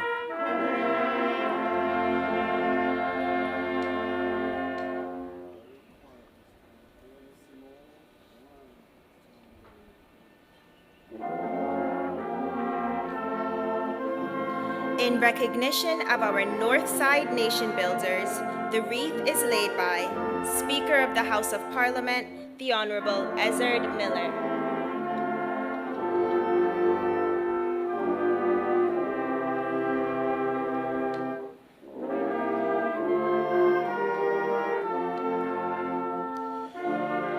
In recognition of East End Nation Builders, the wreath is laid by Minister, the Honorable Isaac Rankin.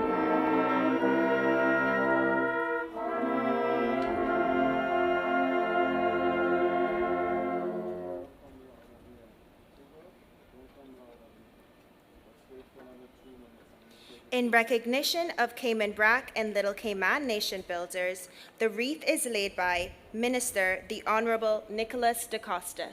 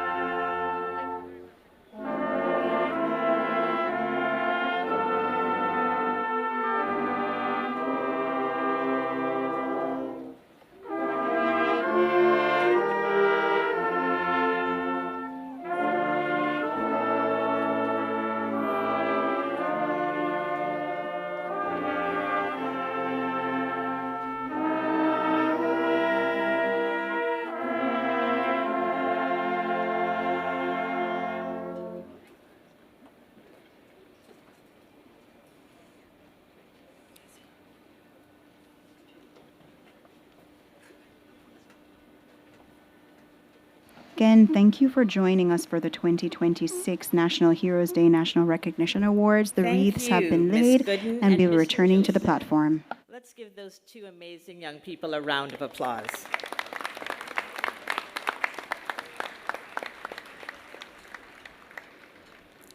We will now proceed with the presentation of the Landmark Leaders Awards, Early Pioneers.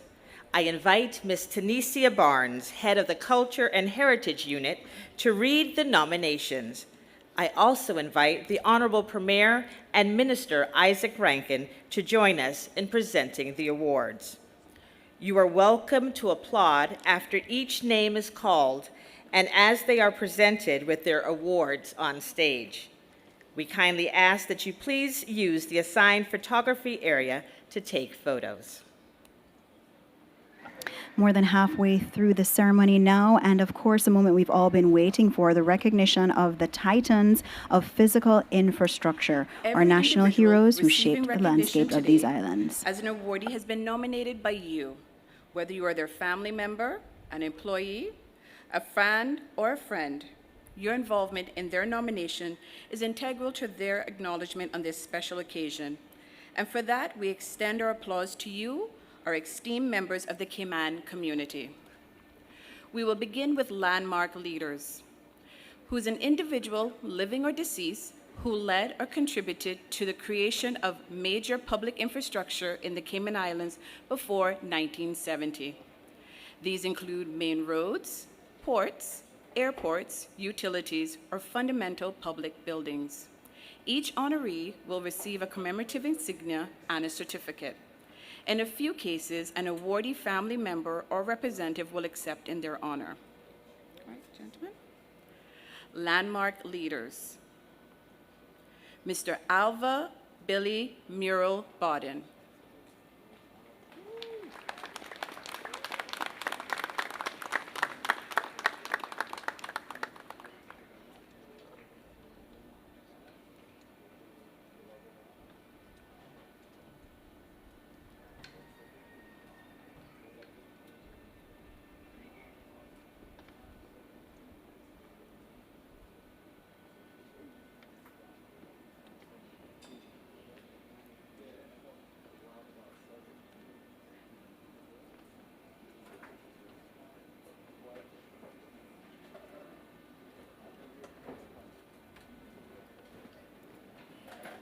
Mr. Franklin Churchill Bodden.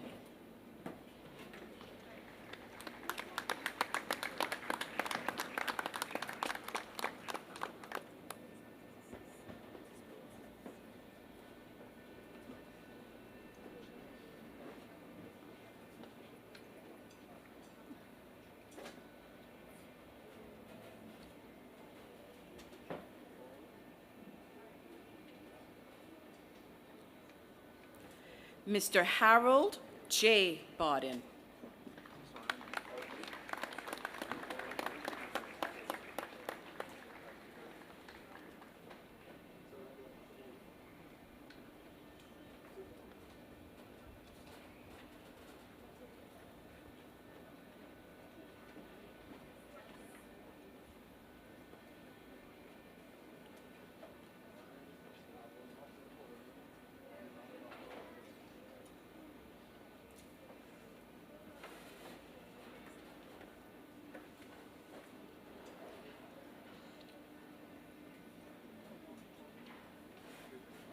Mr. Hubert Bodden.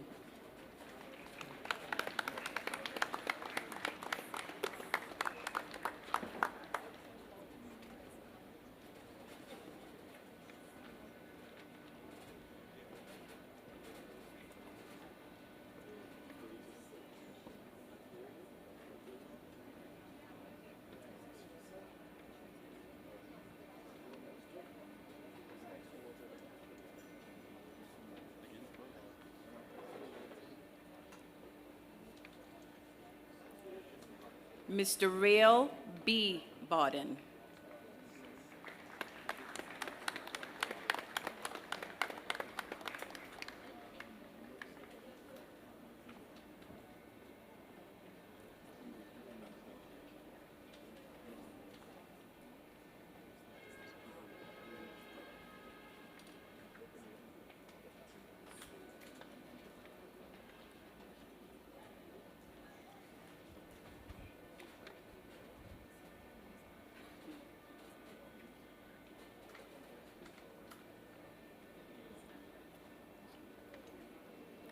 Mr. Roland A. Bodden.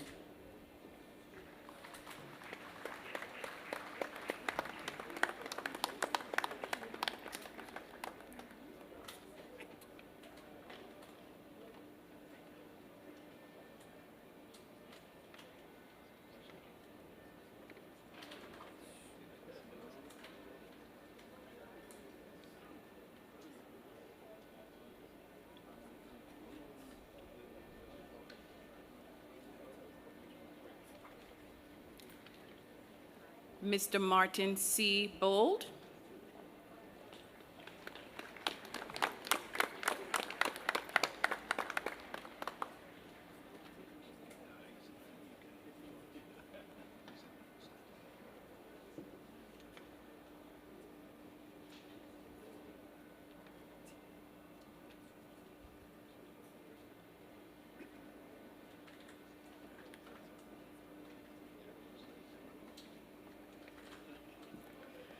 Mr. Berkeley Bush, OBE.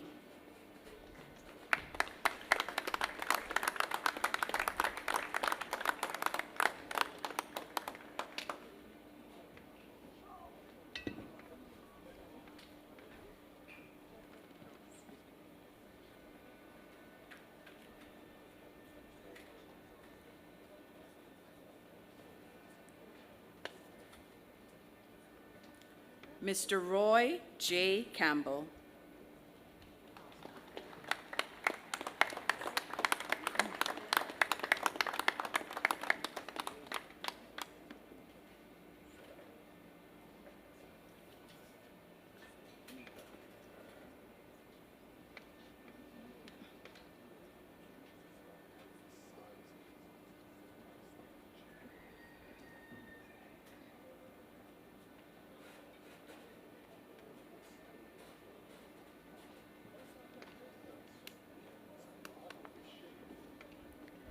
Mr. Clarence Nelson Christian.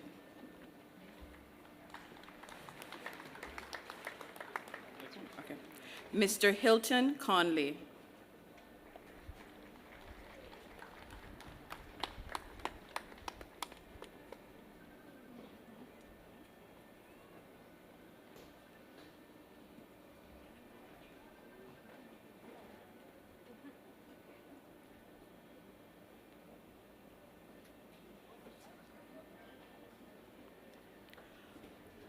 Honorable William Warren Conley, OBE.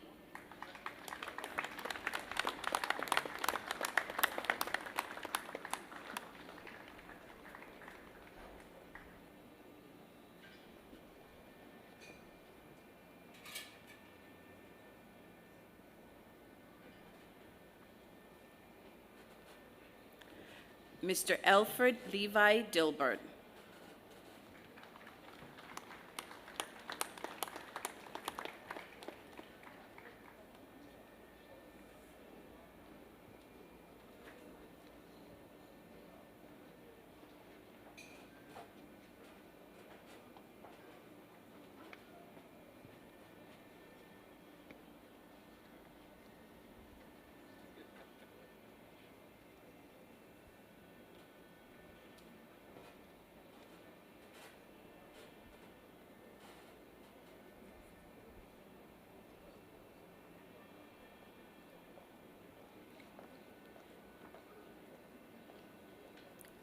Mr. Don Dice.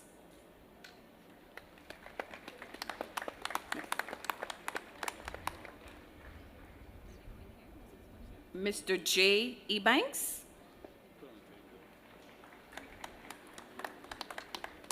Mr. Bertley Ebanks.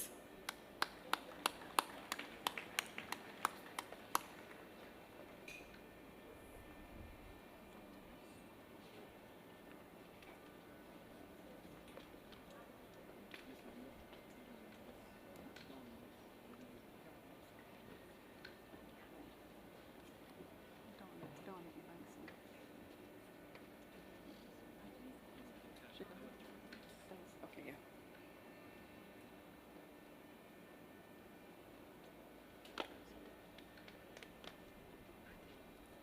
Mr. Donovan Ebanks, NBE.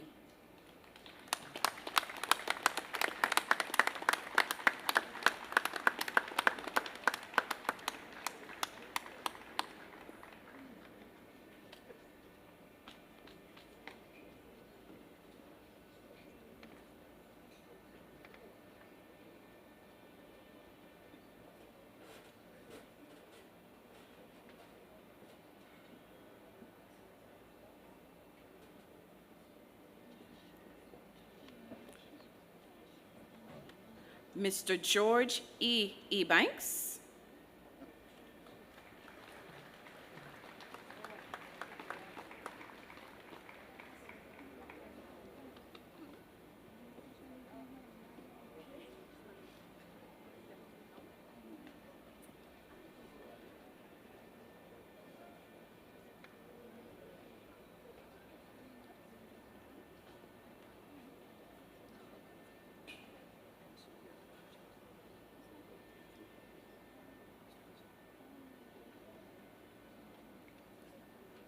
Mr. Paul Darwin Ebanks.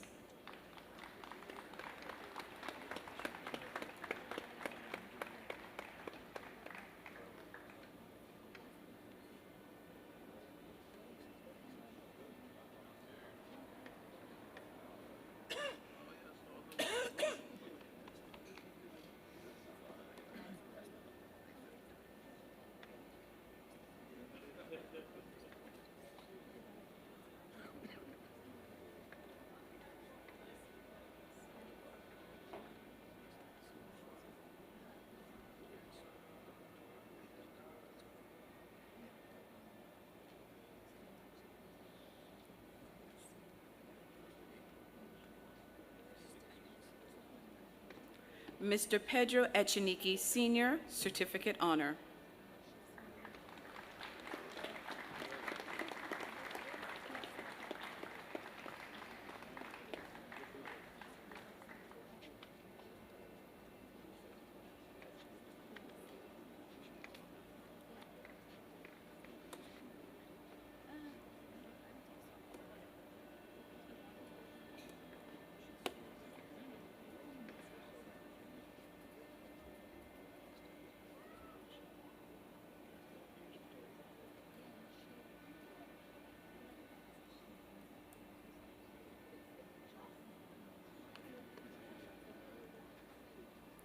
Mr. Charles Hislop.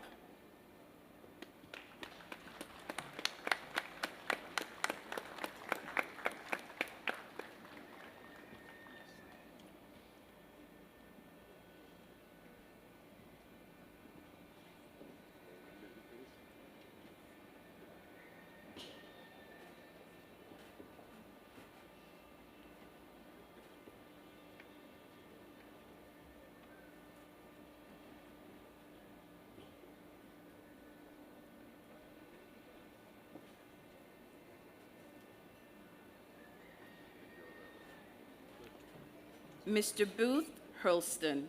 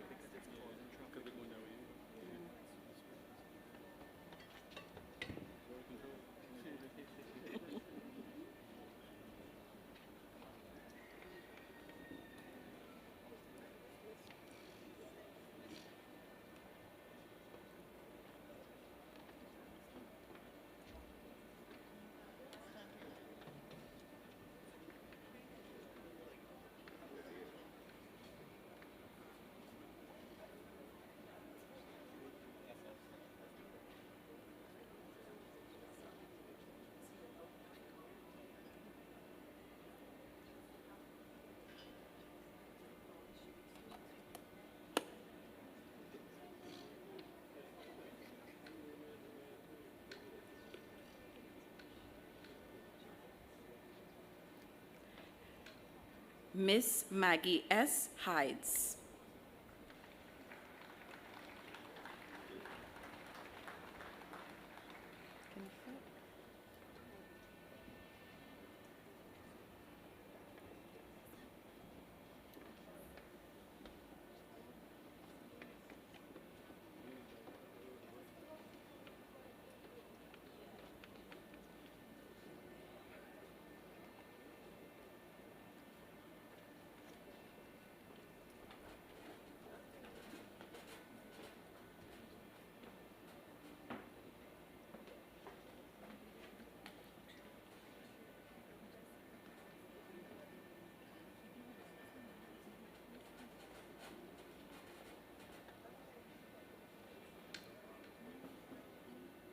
Mr. Cleveley Sammy Ashter Jackson.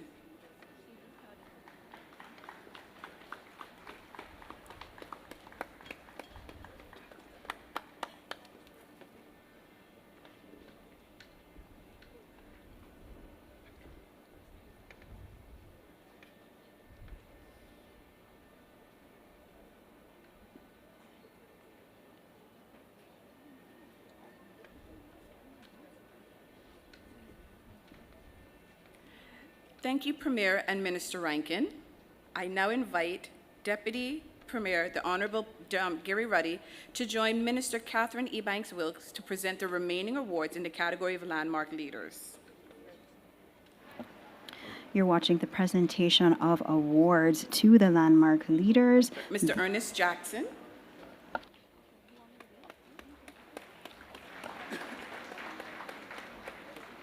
Persons who led or contributed to the creation of major public infrastructure in the Cayman Islands before 1970.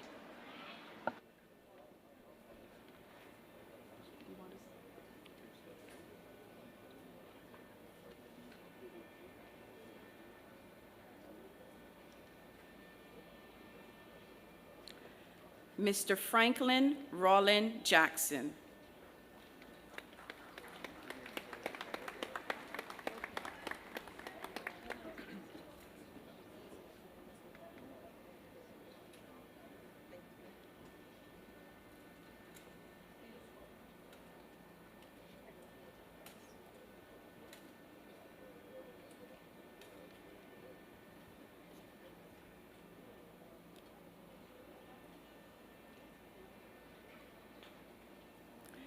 Mr. Selbert Bert P. Jackson, Certificate Honor.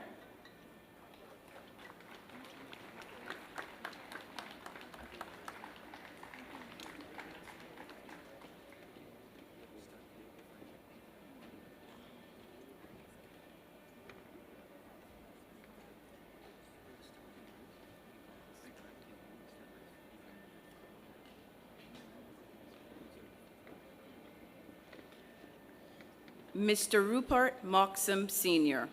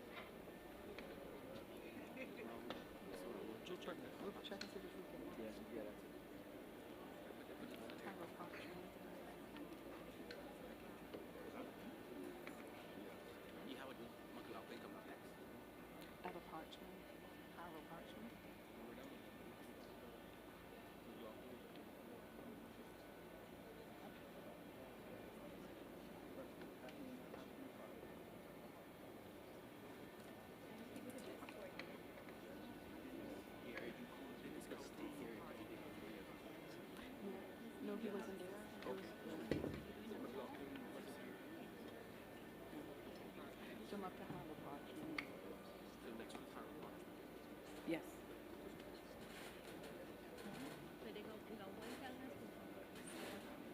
Mr. Harold Parchment.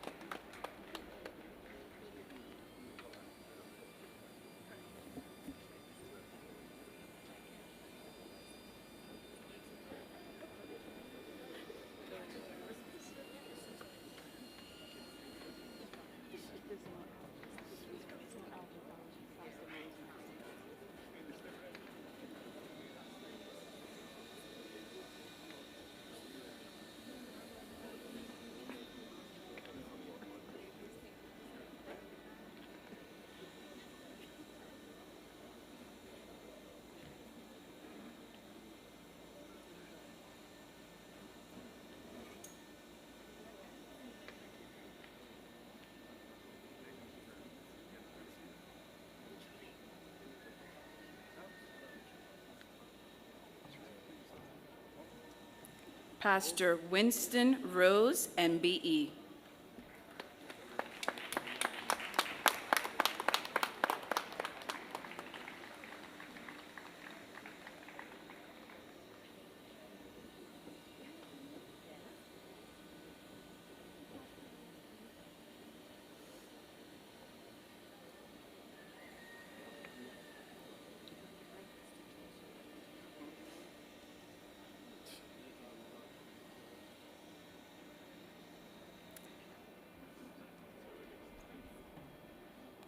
Mr. Konrad Rukowski.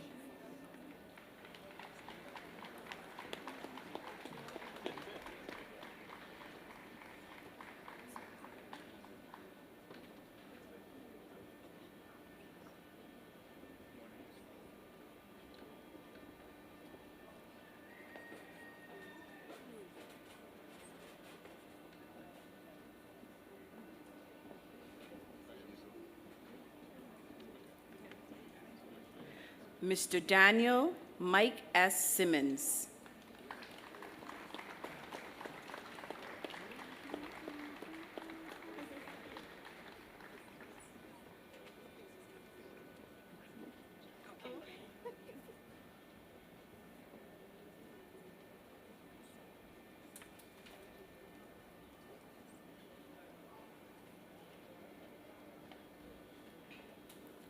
Mr. Jesse Smith.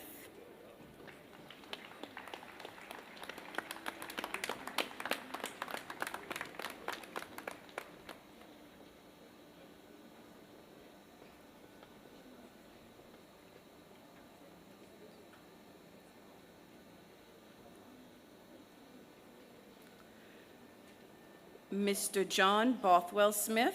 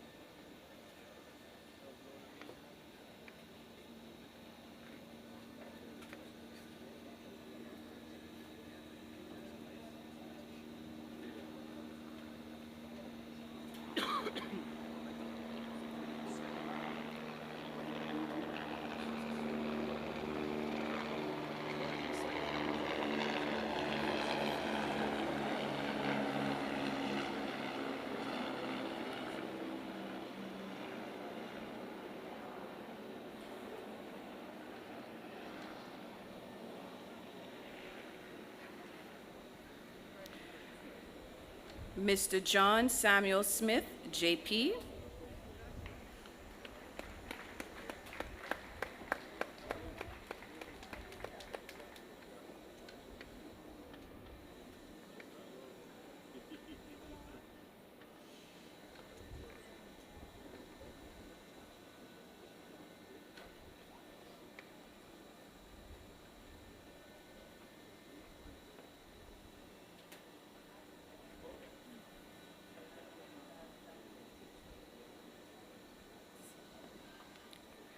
Mr. Ranford MacDonald Terry.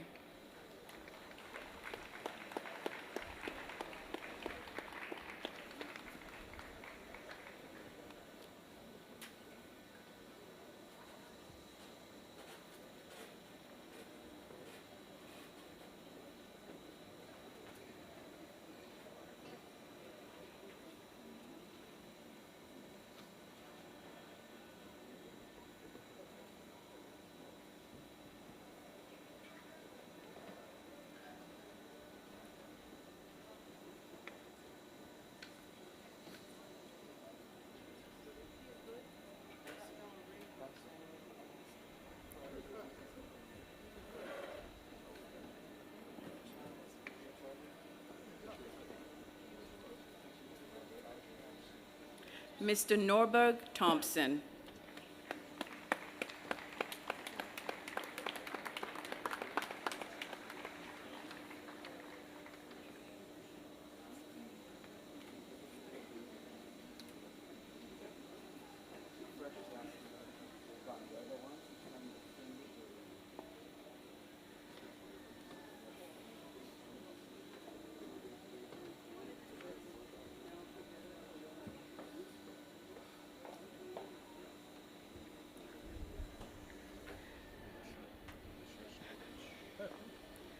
Mr. Darby Bernard Tibbetts, NBE.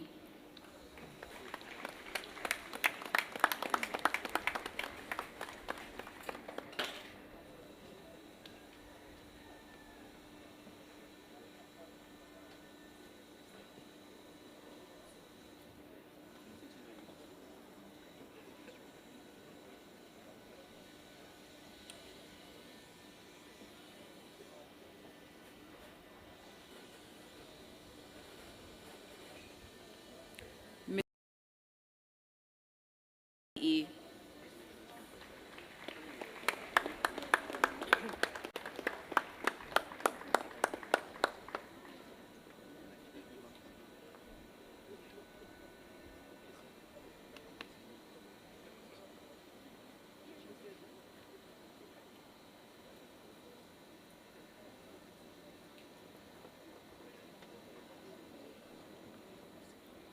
Mr. Bernard D. Watler.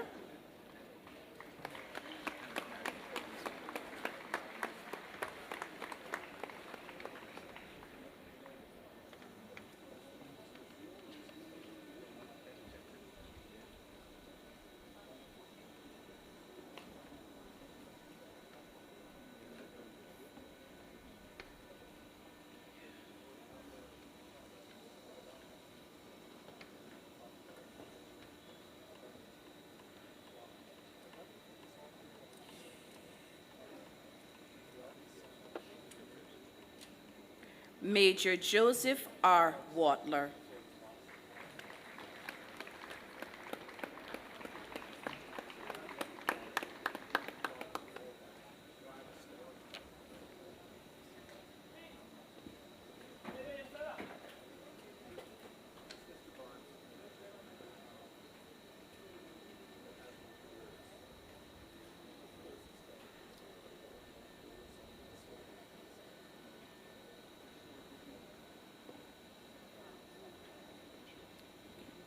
Mr. Joseph Theodore Watler.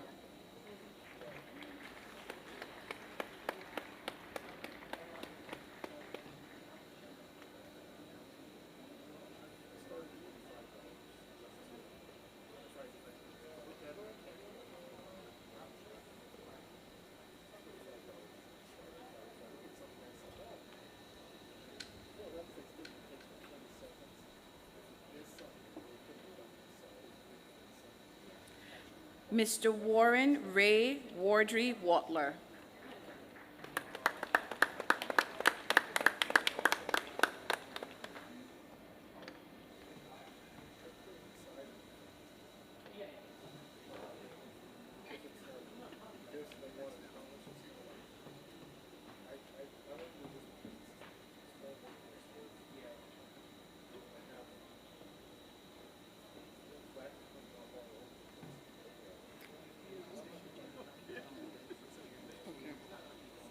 Mr. Carlos Whitaker.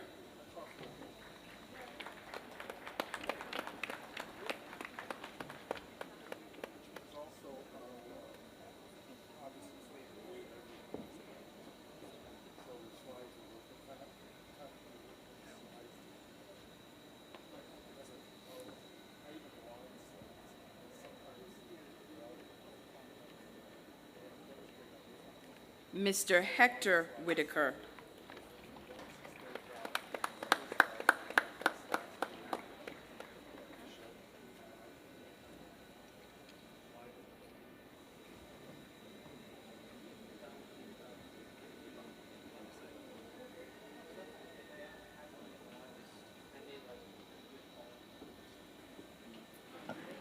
You're tuning into the 2026 National Recognition Awards broadcasting live across the Cayman Islands, where we've just witnessed the presentations to the landmark leaders, those individuals living or deceased who contributed to major Mr. public Don infrastructure in the Dice. Cayman Islands before 1970. The presentation of these awards will be followed by the presentation of the Infrastructure Innovator Awards, which recognizes long-term transformative roles in development.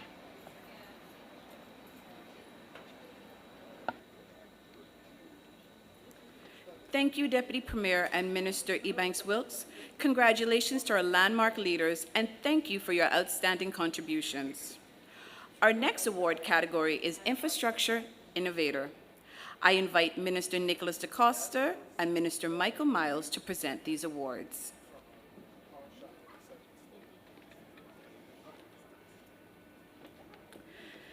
An infrastructure innovator is any individual, alive or deceased, entrepreneur who has played a long-term transformative role in the national infrastructure development.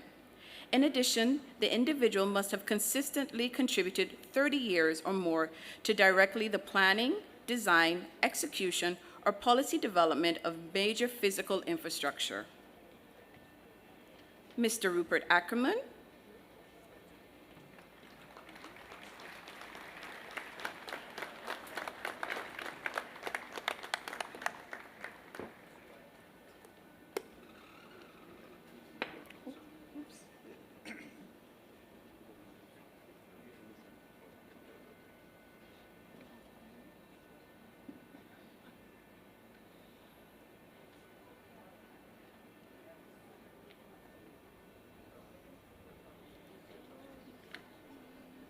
Mr. Timothy P. Adam,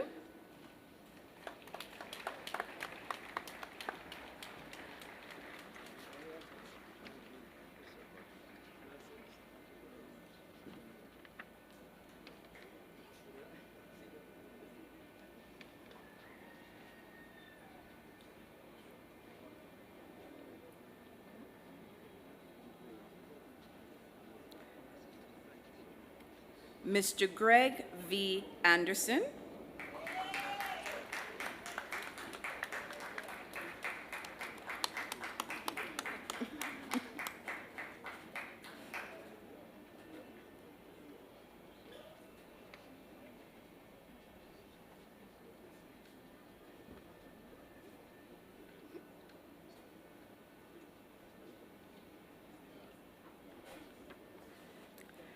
Mr. Heber G. Arch, MBE,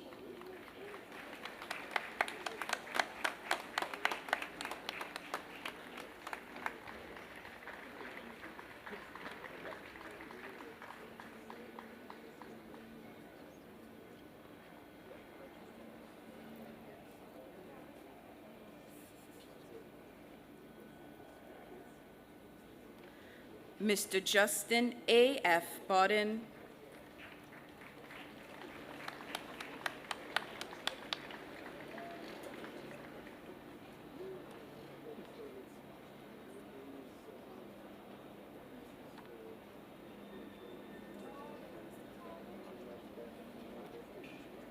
Mr. Seth T. Bodden,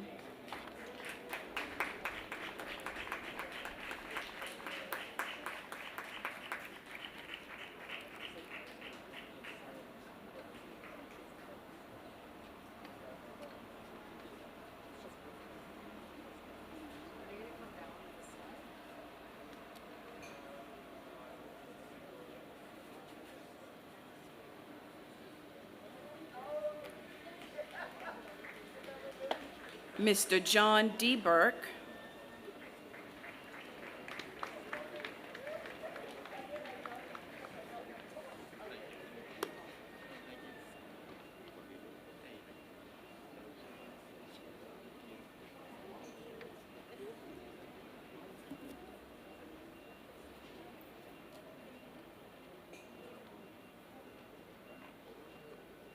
Mr. Errol L. Bush, MBE,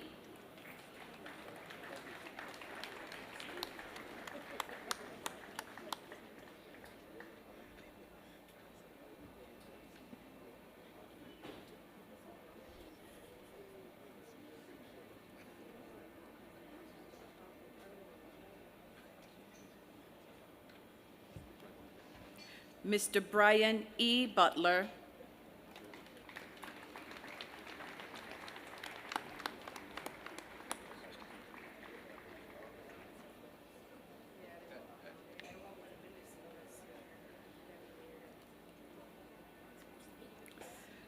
Mr. Alvin Bruce Larry Cayasso,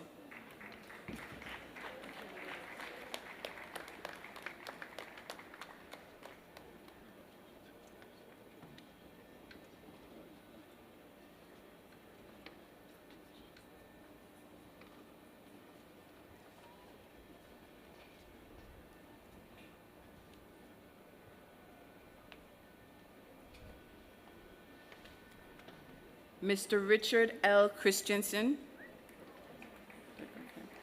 Mr. Clayton K. Conley,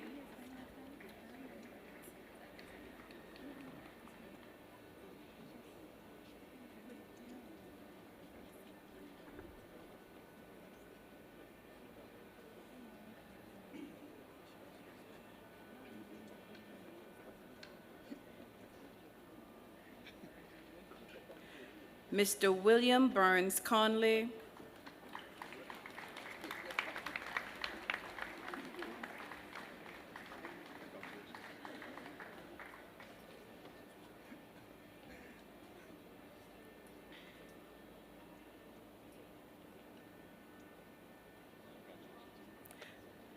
Mr. Leighton M. Dixon,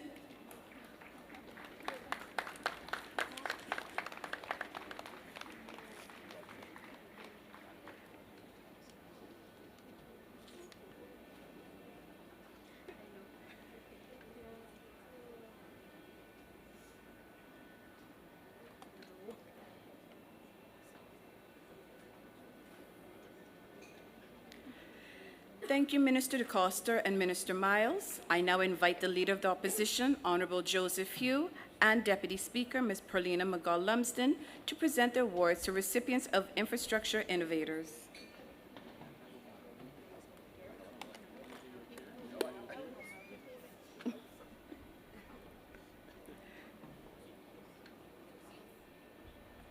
Mr. John E. Ebanks, Sr., Certificate Honor.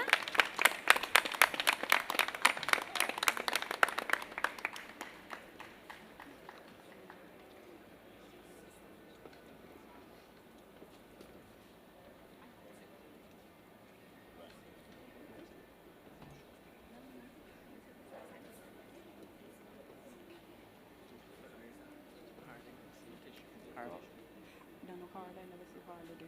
You want me to call them? Yeah. Okay.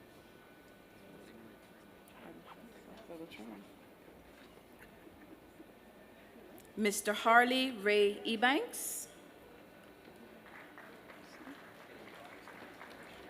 Mr. Rollin Ebanks Sr.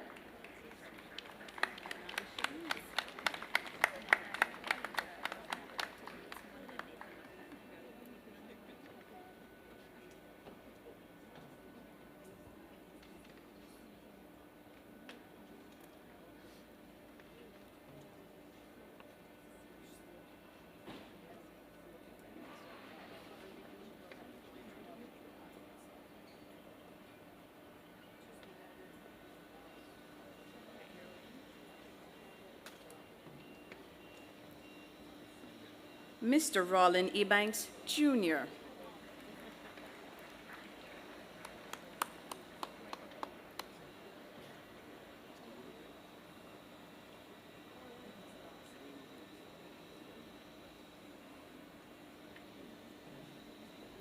Mr. Rudy Ebanks.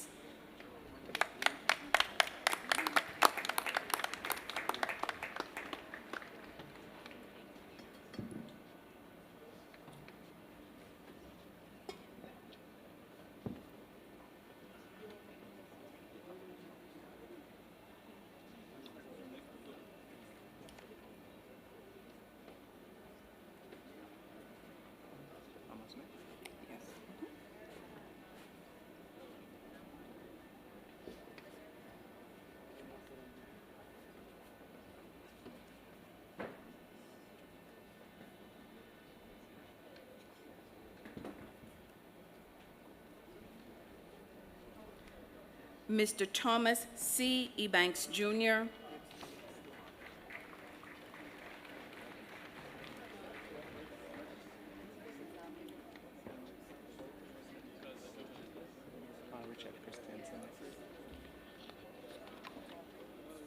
No, next is Donna.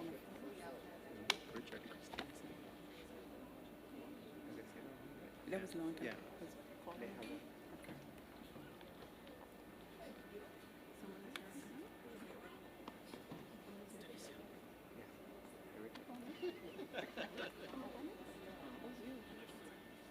Mr. Richard Christensen.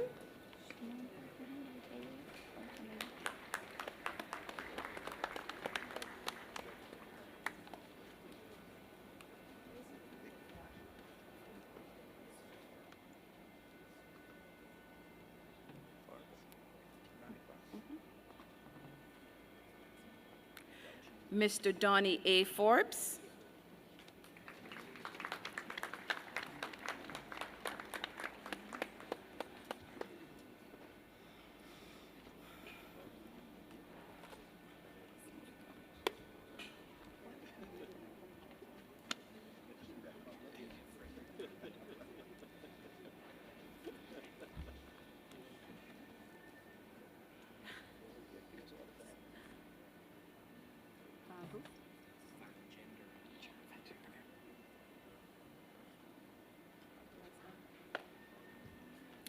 Dr. Julia Frederick Van Genderen, certificate honor.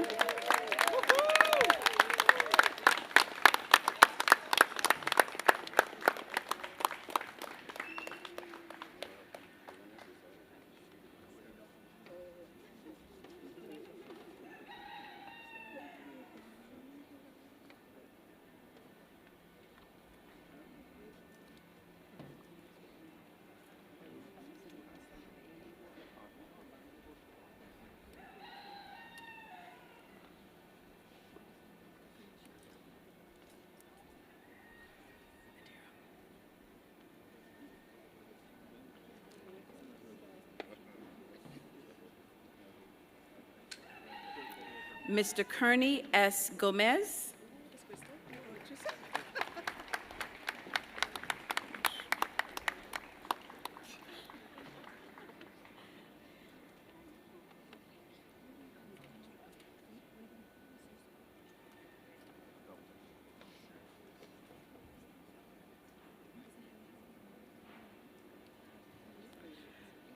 Mr. Edward Howard, Jr.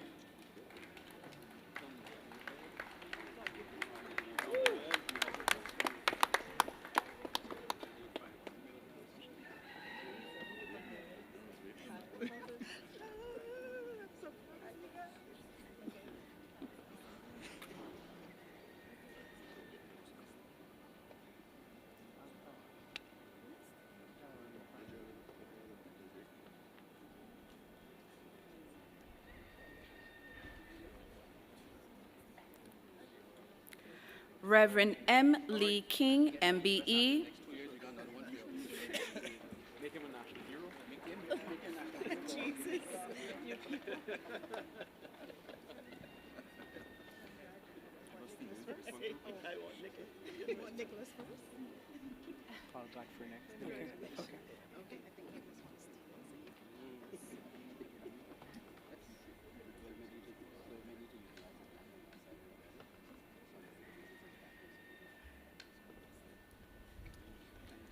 Mr. Michael L. Godfrey.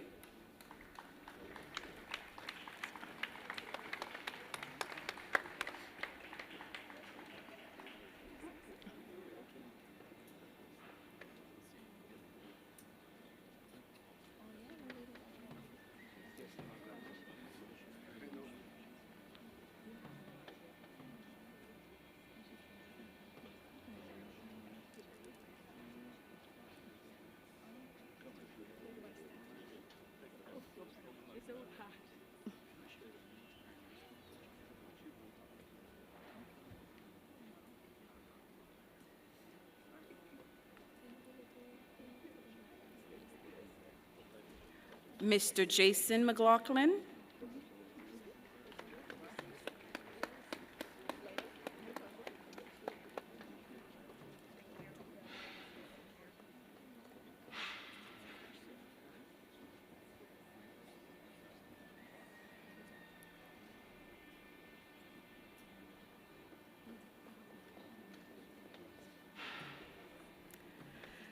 Mr. Burke Omar McLean.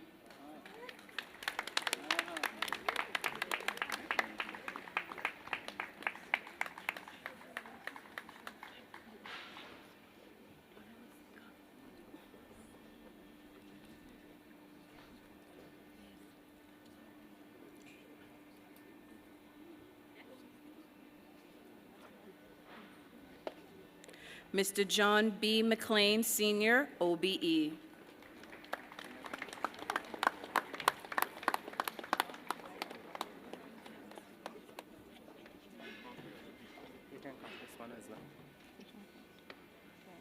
next one. He's going to pick up two.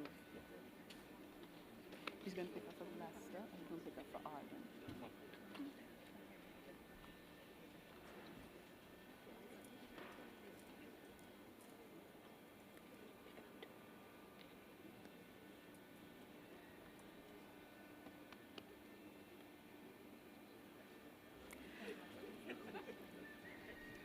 Mr. Lester Jonathan Joshua McLean.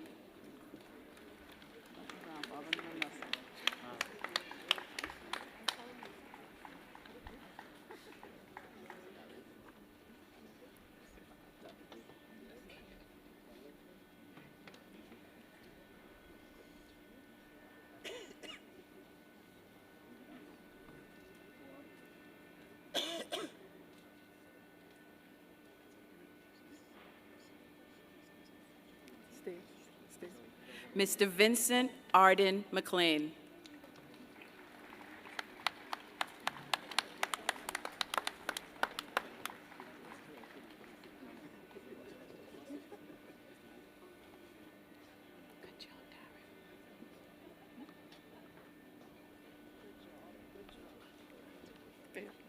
Mr. Danny K.W. Owens.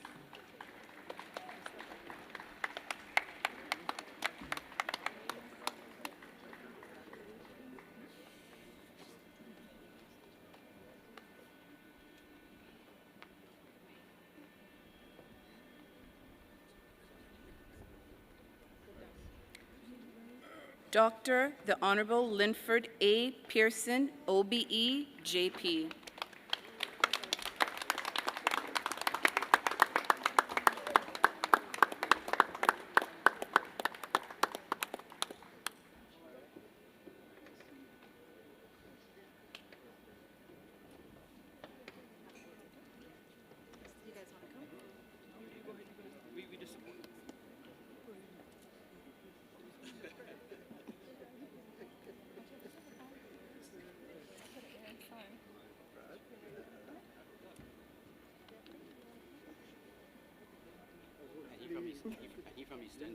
How you doing, Linford?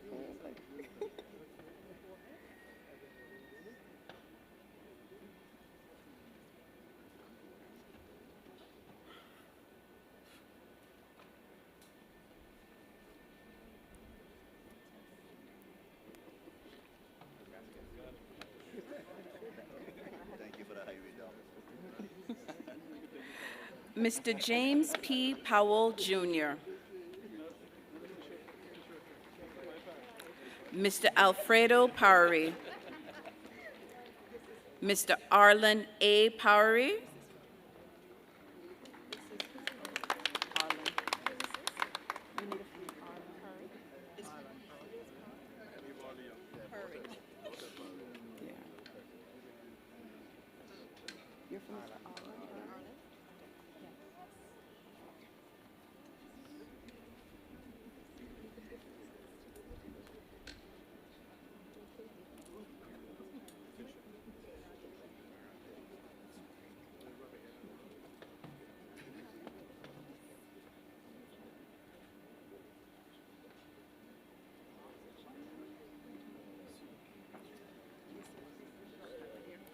Mr. Philip A. Reynolds.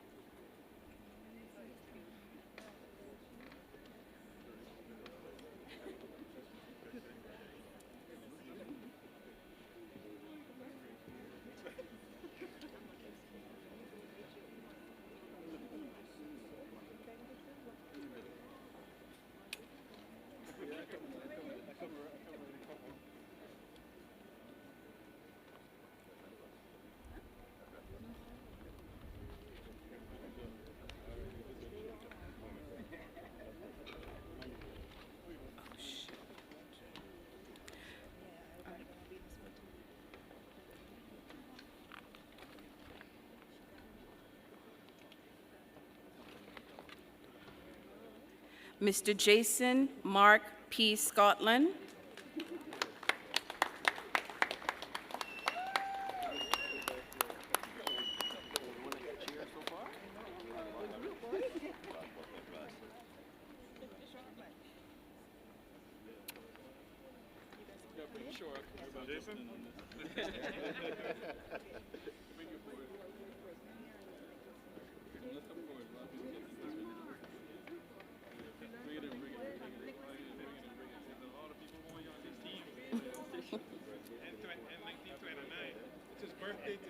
Oh, it is?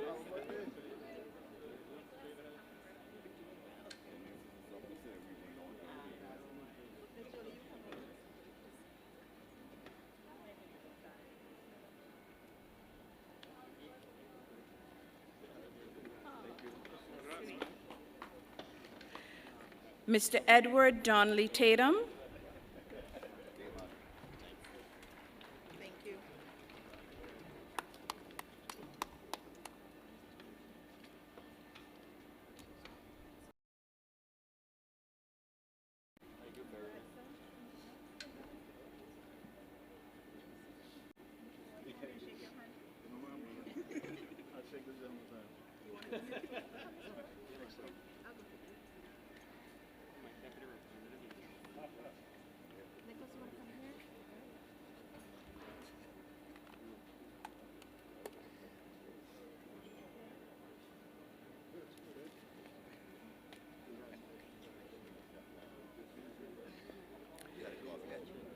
Mr. Bentley L. Tibbetts, Sr.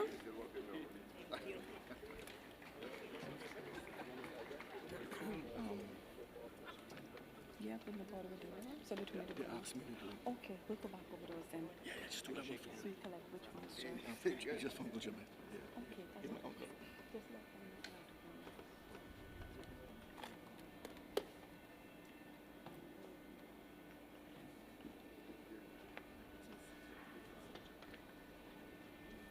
Mr. James P. Powell, Jr.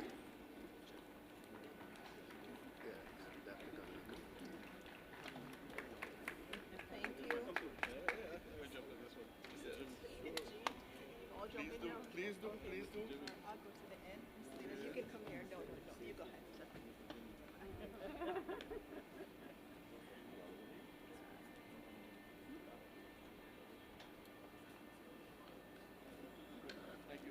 You're welcome, sir.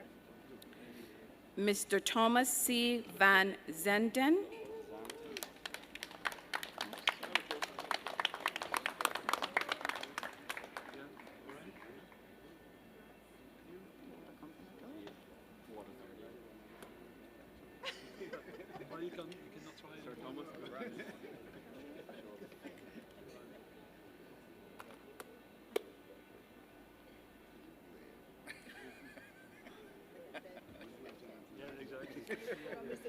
Mr. Henry Otto Watler, Certificate Honor.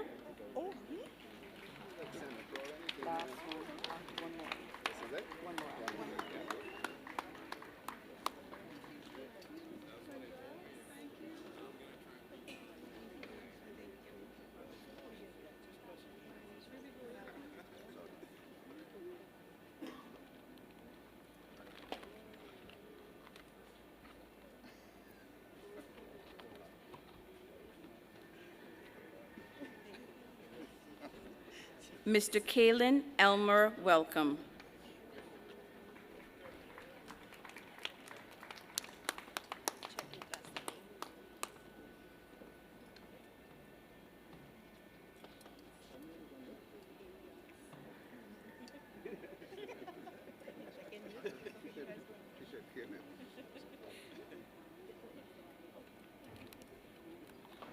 There you have it, ladies and gentlemen, an extraordinary recognition of 44 infrastructure innovators, architects, engineers, contractors, and developers whose individual expertise Leader of the and long-term Opposition and Deputy dedication Speaker. shaped the built environment of I now modern invite Cayman. Mr. McTaggart and Mr. Tatum. Wait, sorry, I'm in the wrong section. I now invite for a final category, I invite the Member of Opposition, Mr. Roy McTaggart and Mr. Roy Tatum to present these awards. Thank you. Builders of Cayman are companies, businesses, statutory authorities, and government departments that have made exceptional, long-standing contributions to national development through infrastructure.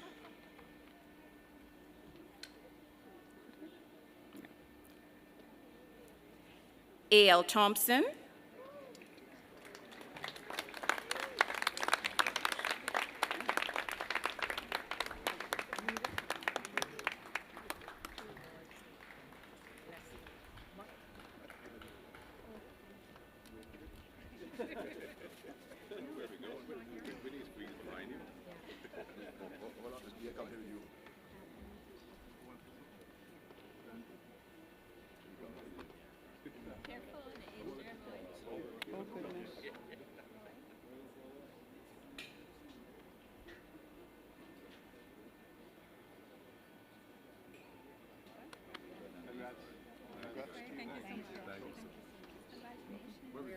you go this way. Roy, what, Mr. Roy, what is it on the edge?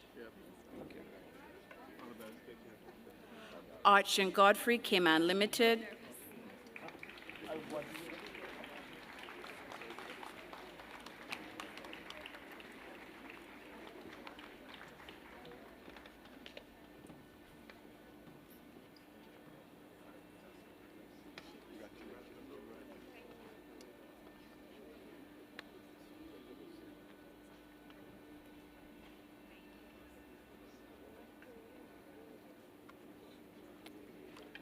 Cable and Wireless Limited.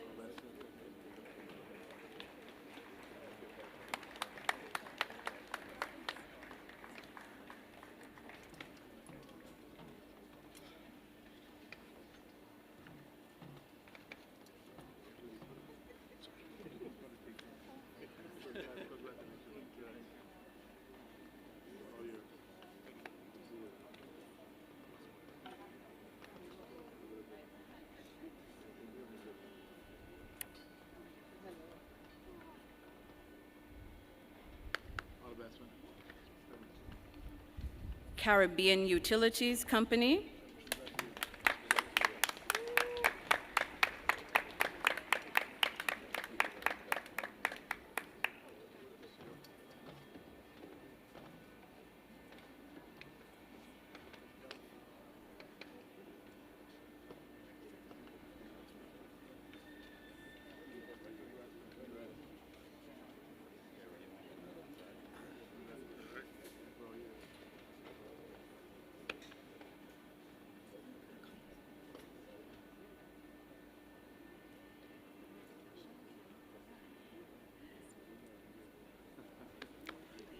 Cayman Airways.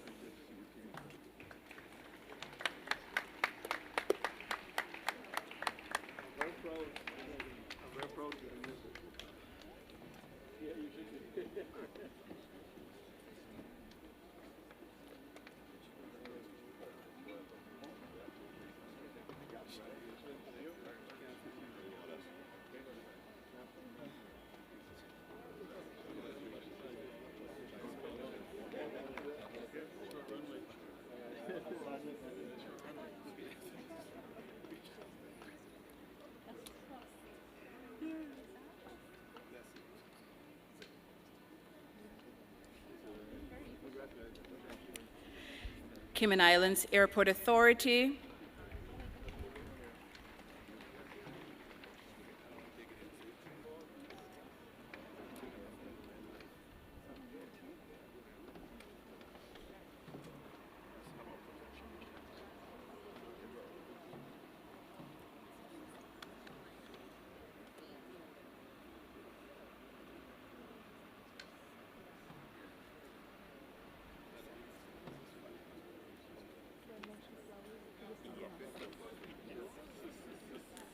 CL Flowers and Son, who we note are not able to be here today, but we'd still like to acknowledge them. Consolidated Water Company, Limited.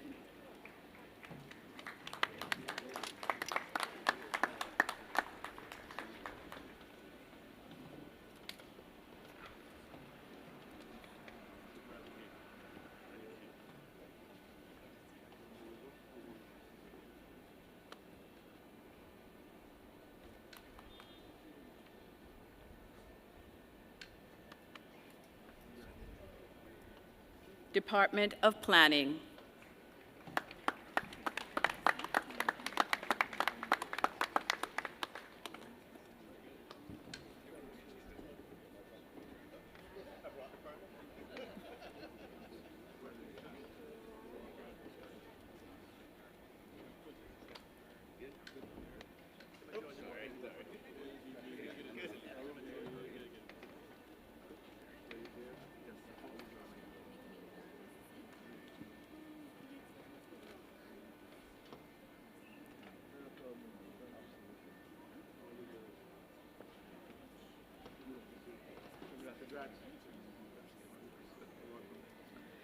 Frank Hall Holmes.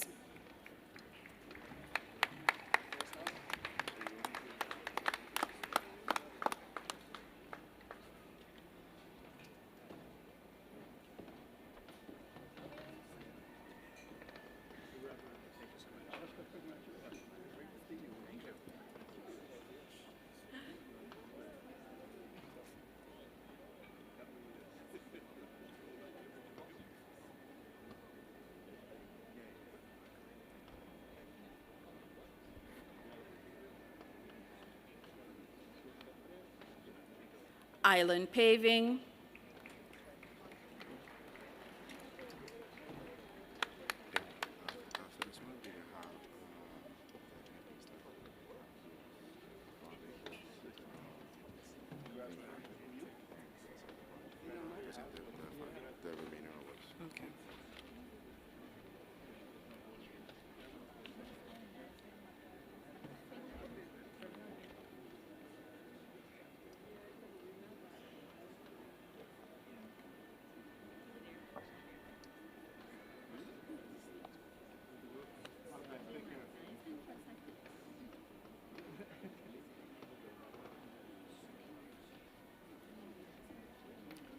Kirk Home Center.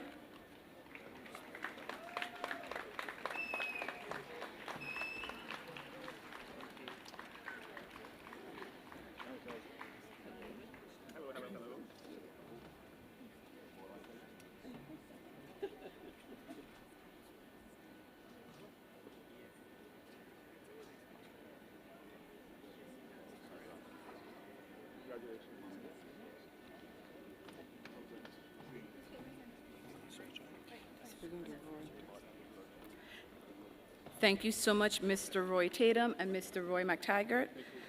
I now invite the Parliament Secretary, the Honourable Wayne Panton, and Parliamentary Secretary, Ms. Heather Bodden, to present the remaining awards.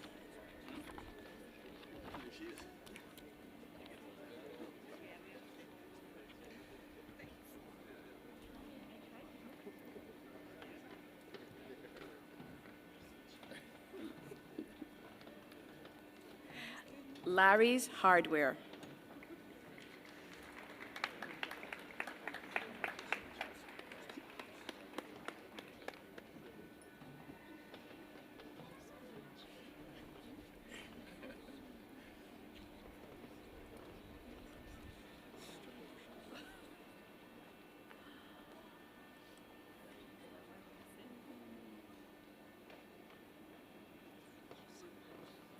McAlpine.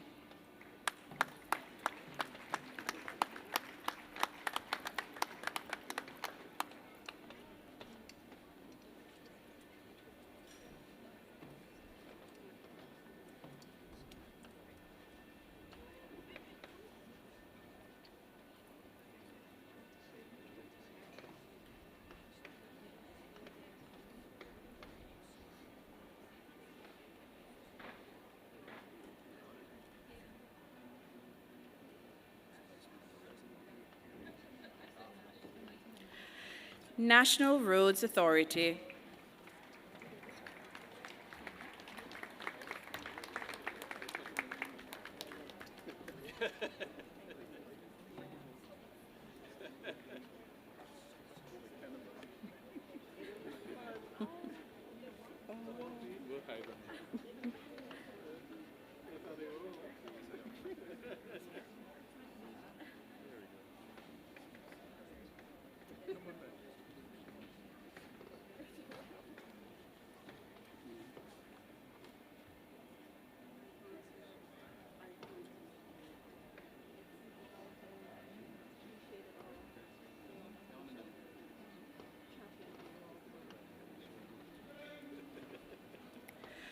Port Authority of the Cayman Islands.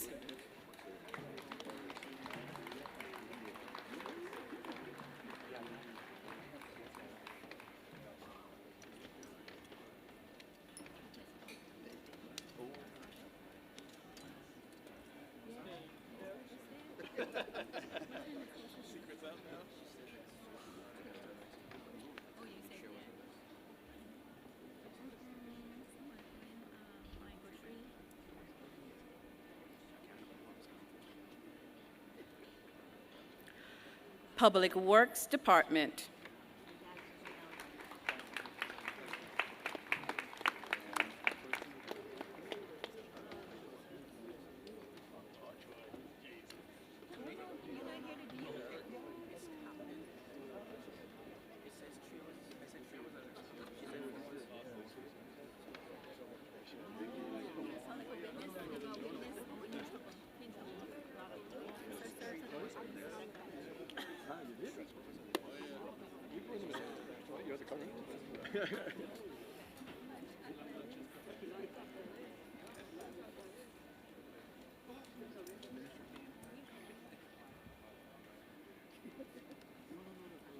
Radio Cayman.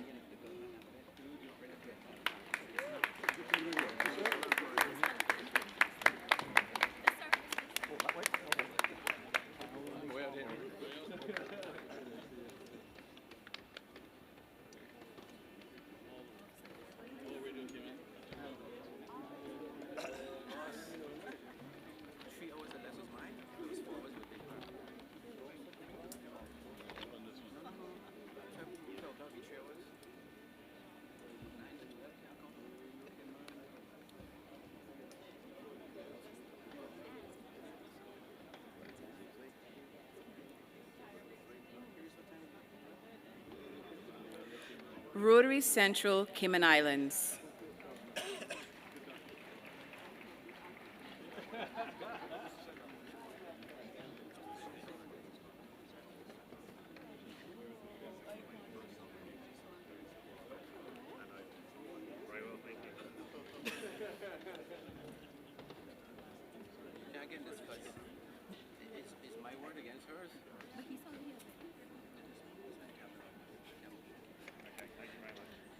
Scott's Development.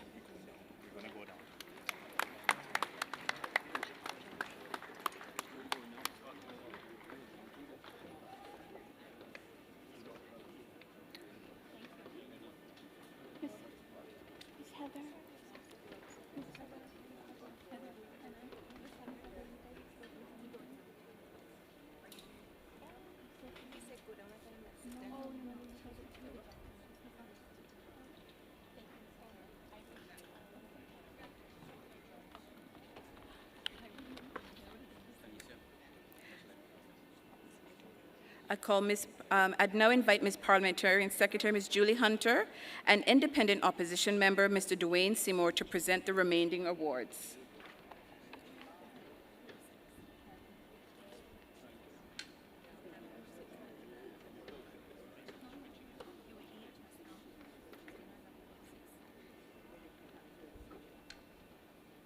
Serve you well.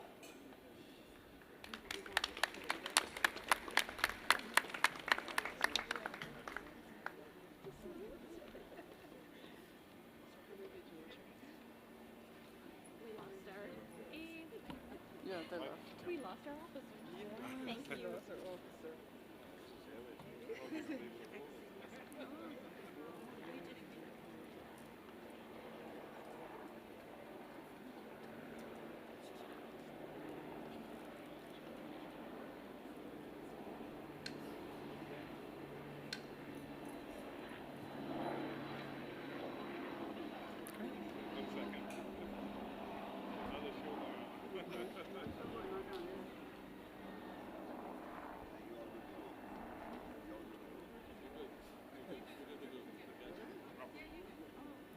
Uncle Bill's Home Improvement Center.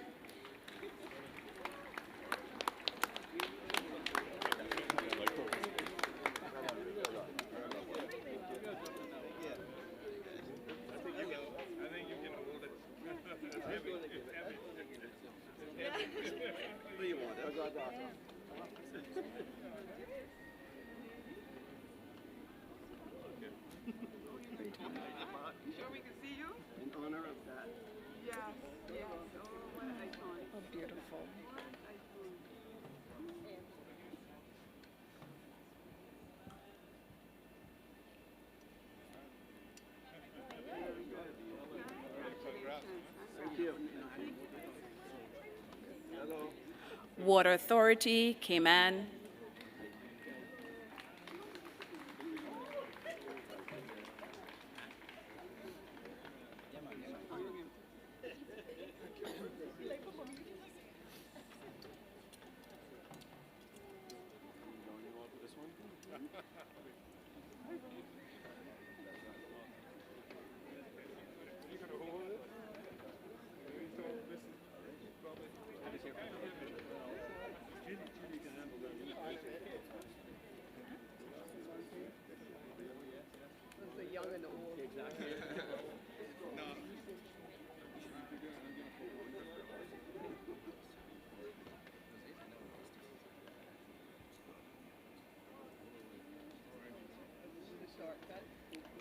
Watler and Hislop.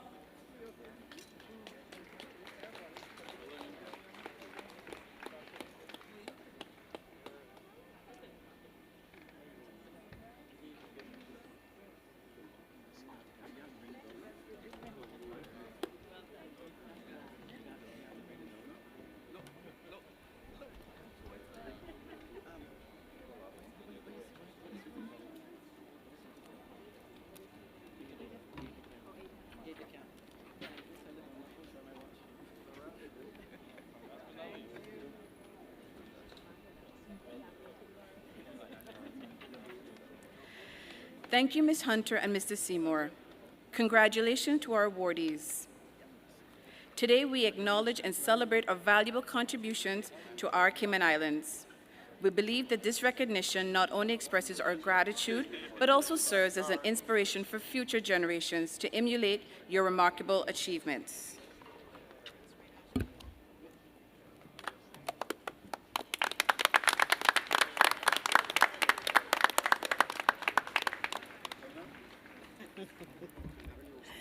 Thank you, Ms. Barnes, and congratulations to all of our National Recognition Award recipients. Woo-hoo.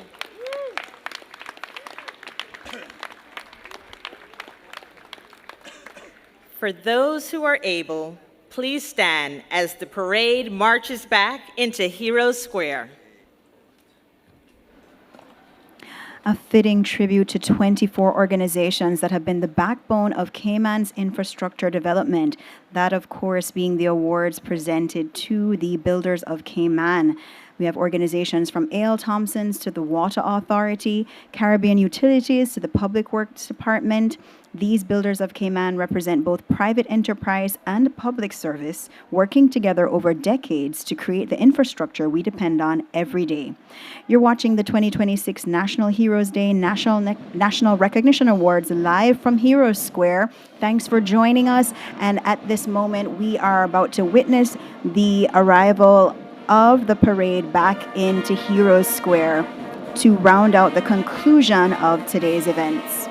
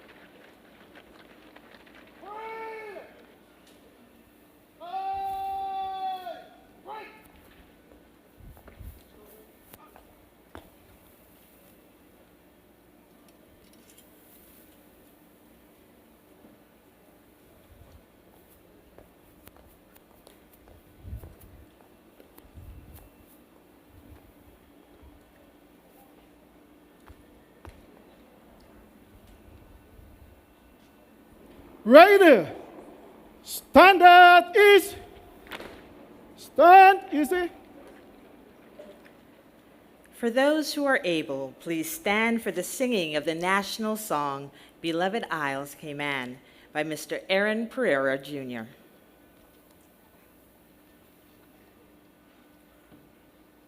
Ready. Parade. Sean.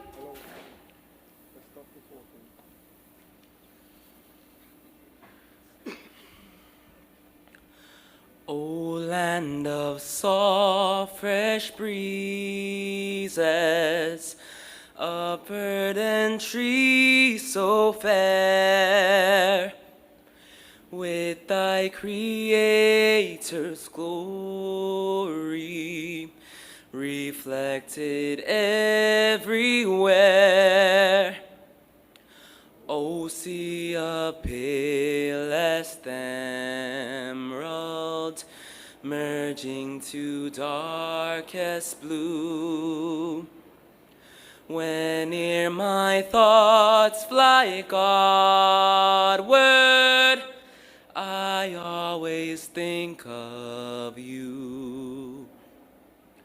Dear verdant island set in blue Caribbean sea, I'm coming, coming very soon. Oh, beauteous, I'll sue thee, although I've wandered far. My heart enshrines thee at homeland fair Cayman Isle. I cannot thee forget. Away from noise of cities, their fret and carking care, with moonbeam soft caresses,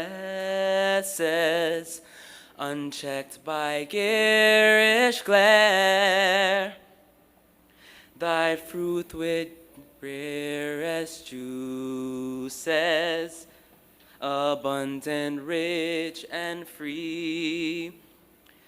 When sweet church bells are chiming, my fond heart yearns for thee.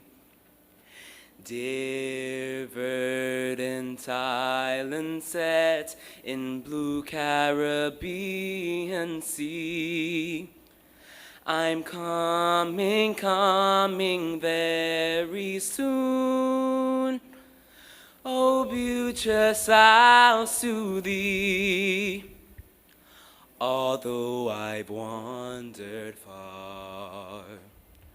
My heart enshrines thee at homeland fair Cayman Isle. I cannot thee forget. When tired of all excitement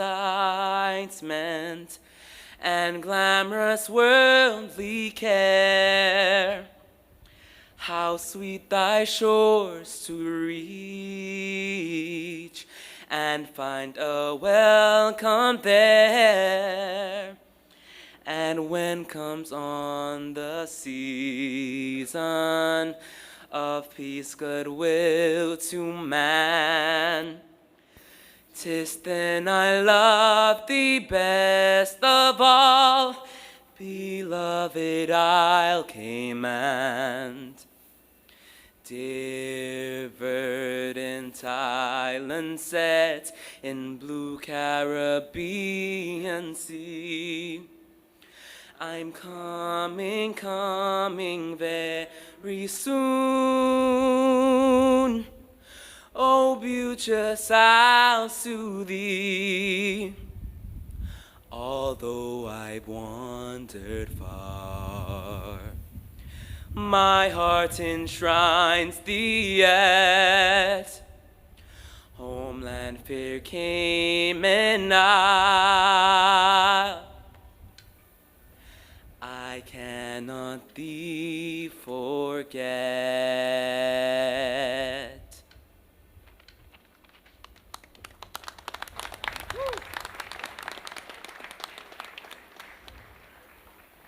Ready. Stand at ease.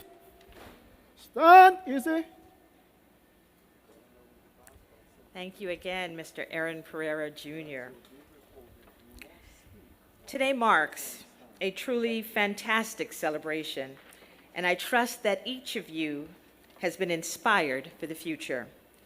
On this memorable day, we've acknowledged those individuals whose contributions to these islands are to be seen in the significant infrastructure that surround us and has shaped and fueled our development as a country. We thank our honorees, ladies and gentlemen, boys and girls, for being part of this momentous occasion. We thank our organizers for such a splendid ceremony today and for doing so in such a timely manner. This now concludes the formalities for this year's National Heroes Day celebrations. If you are able, please remain standing for the departure of the officials, beginning with Her Excellency, the Governor.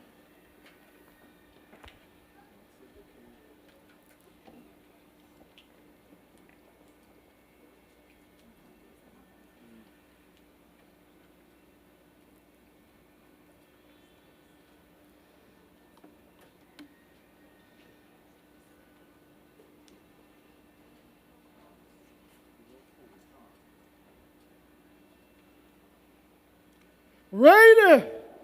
Paration.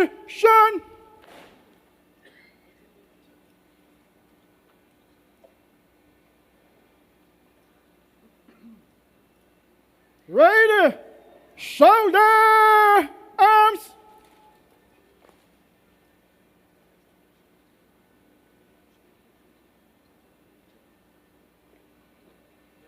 Ready. Royal salute. Present arms.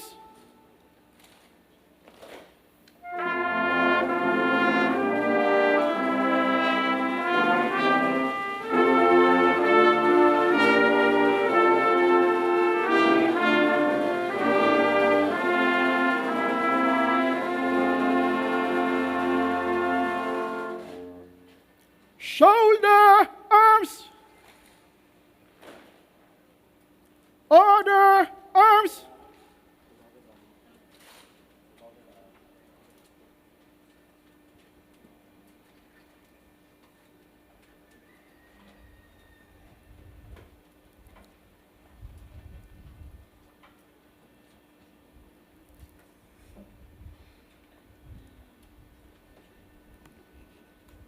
Ready. Stand at ease. Stand easy. For those who are able, please remain standing for the departure of the Honorable Premier.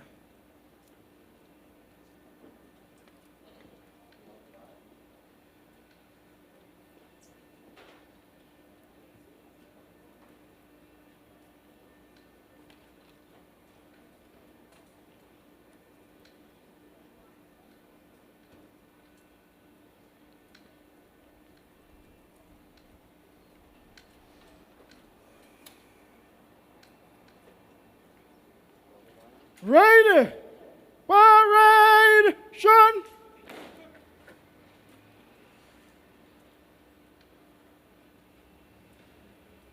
Shoulder arms.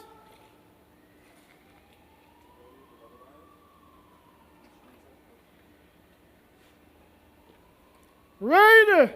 General salute. Present arms.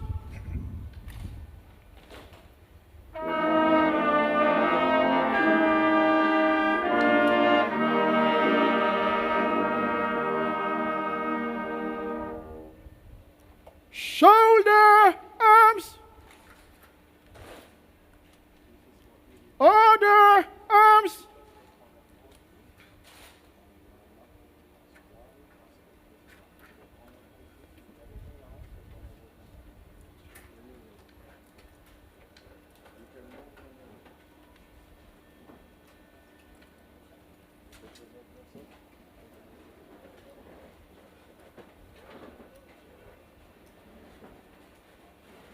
Right. Stand at ease. Stand easy.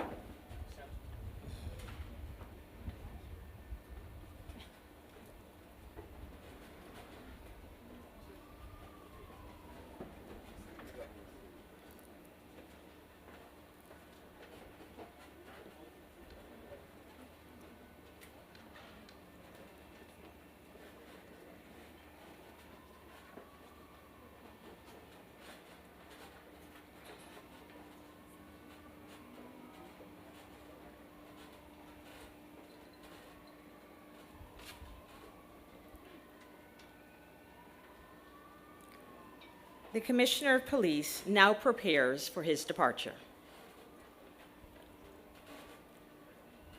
Ready. Paration.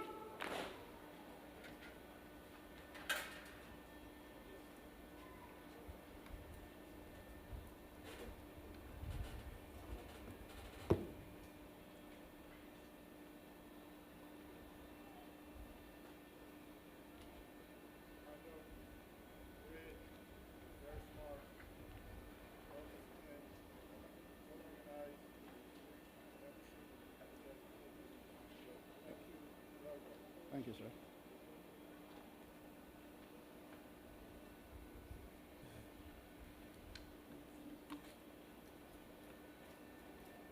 Ready. Stand at ease. Stand easy.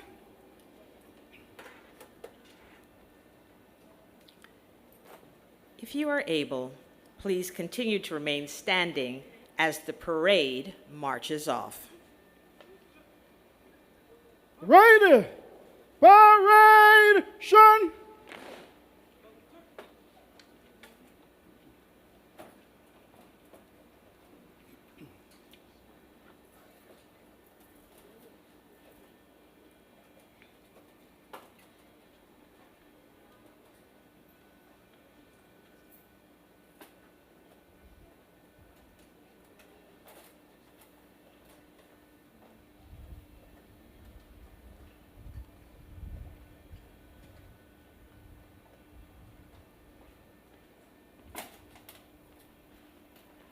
Ready. In close order. Inwards dress.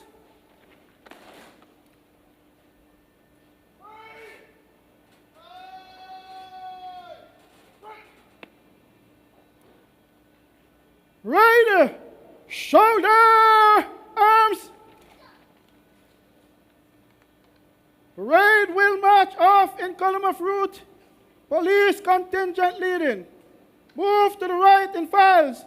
Right turn.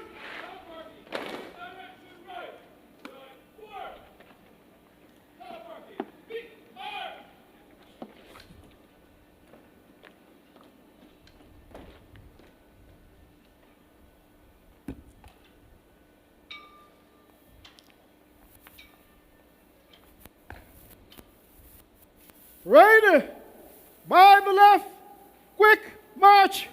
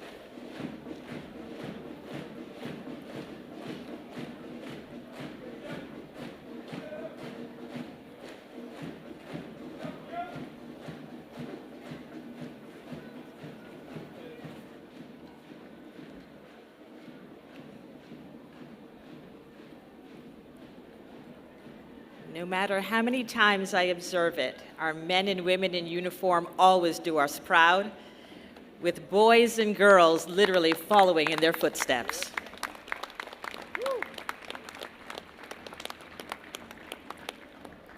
Ladies and gentlemen, please remain standing for the departure of the platform party.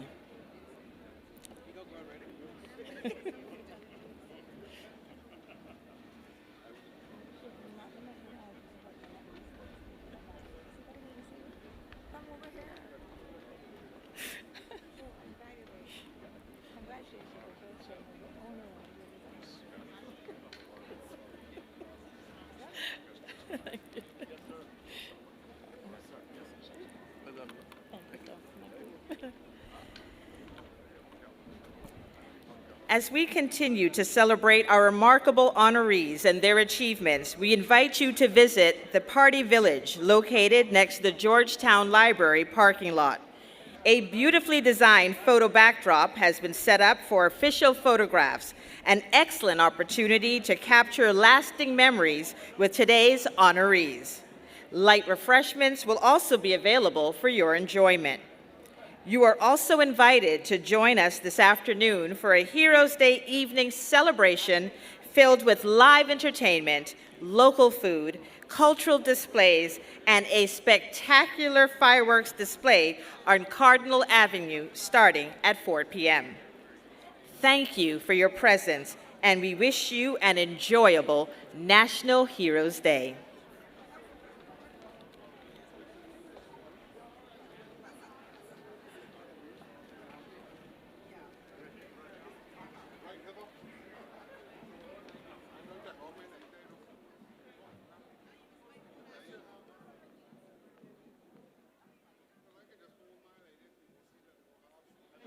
Well, ladies and gentlemen, there you have it. We've come to the end of the 2026 National Heroes Day National Recognition Awards. And what a day of celebration it has been. As a reminder, this year the theme was Icons of Physical Infrastructure. And we saw 3 categories of awardees celebrated: our landmark leaders, infrastructure innovators, and builders of Cayman Awards.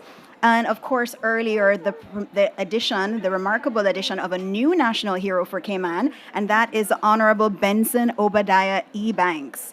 And of course, to really bring a grounding to the ceremony, we witnessed the arrival and the presence of a national living hero for Cayman, the Honorable Francine Eldona Jackson. So it's been a remarkable day, a very inspiring and encouraging day, and I think we can all agree that Cayman is no longer the land of swamp, marl, and mosquitoes, but it has come a very long way since the island was first discovered in 1503 to where we are now. And so we are very, very grateful to have been here. I myself, especially for having heard that conch shell blown, I think everything else was just a gravy, and it's been a wonderful day. The weather has been great. Lots of family of the awardees have been here. We've also had tourists coming to celebrate with us, and I think what a wonderful introduction to the island, to our culture. And of course, those of you who are watching, I hope you felt inspired. So normally we would have heard the announcement of what next year's theme is, but I think that is probably still pending. But nevertheless, as we come to the end of today's celebration, we just want to recognize that each new year brings an opportunity to honor those who have built, shaped, and enriched our nation, and maybe help you consider how you can play your part in using your talents and abilities to further the development of our beloved Cayman Islands. Just a reminder that this afternoon, if you missed out on today's festivities, there will be a National Heroes Day evening celebration. It kicks off at 4 p.m. on Cardinal Avenue. Bring your kids. You come out yourself. I myself, I'm a big kid and I love fireworks. So while the official ceremony, our activities start at 4 p.m., there will be a kids' corner, live performances, food, of course, local crafts supported by local artisans. The actual special drone show will kick off at 8 o'clock, followed by another part of my favorite things is the fireworks at 8:30. So we encourage you all to get all the things that you need to get done for the rest of the day, rest up so that you can be out on Cardinal Avenue at 4 p.m. Once again, thank you for joining me. You have been my amazing silent co-hosts. I hope you've enjoyed today's proceedings. And this comes to the end of our 2026 National Recognition Awards, which we've been broadcasting live on Radio Cayman and CIG TV. Until next year.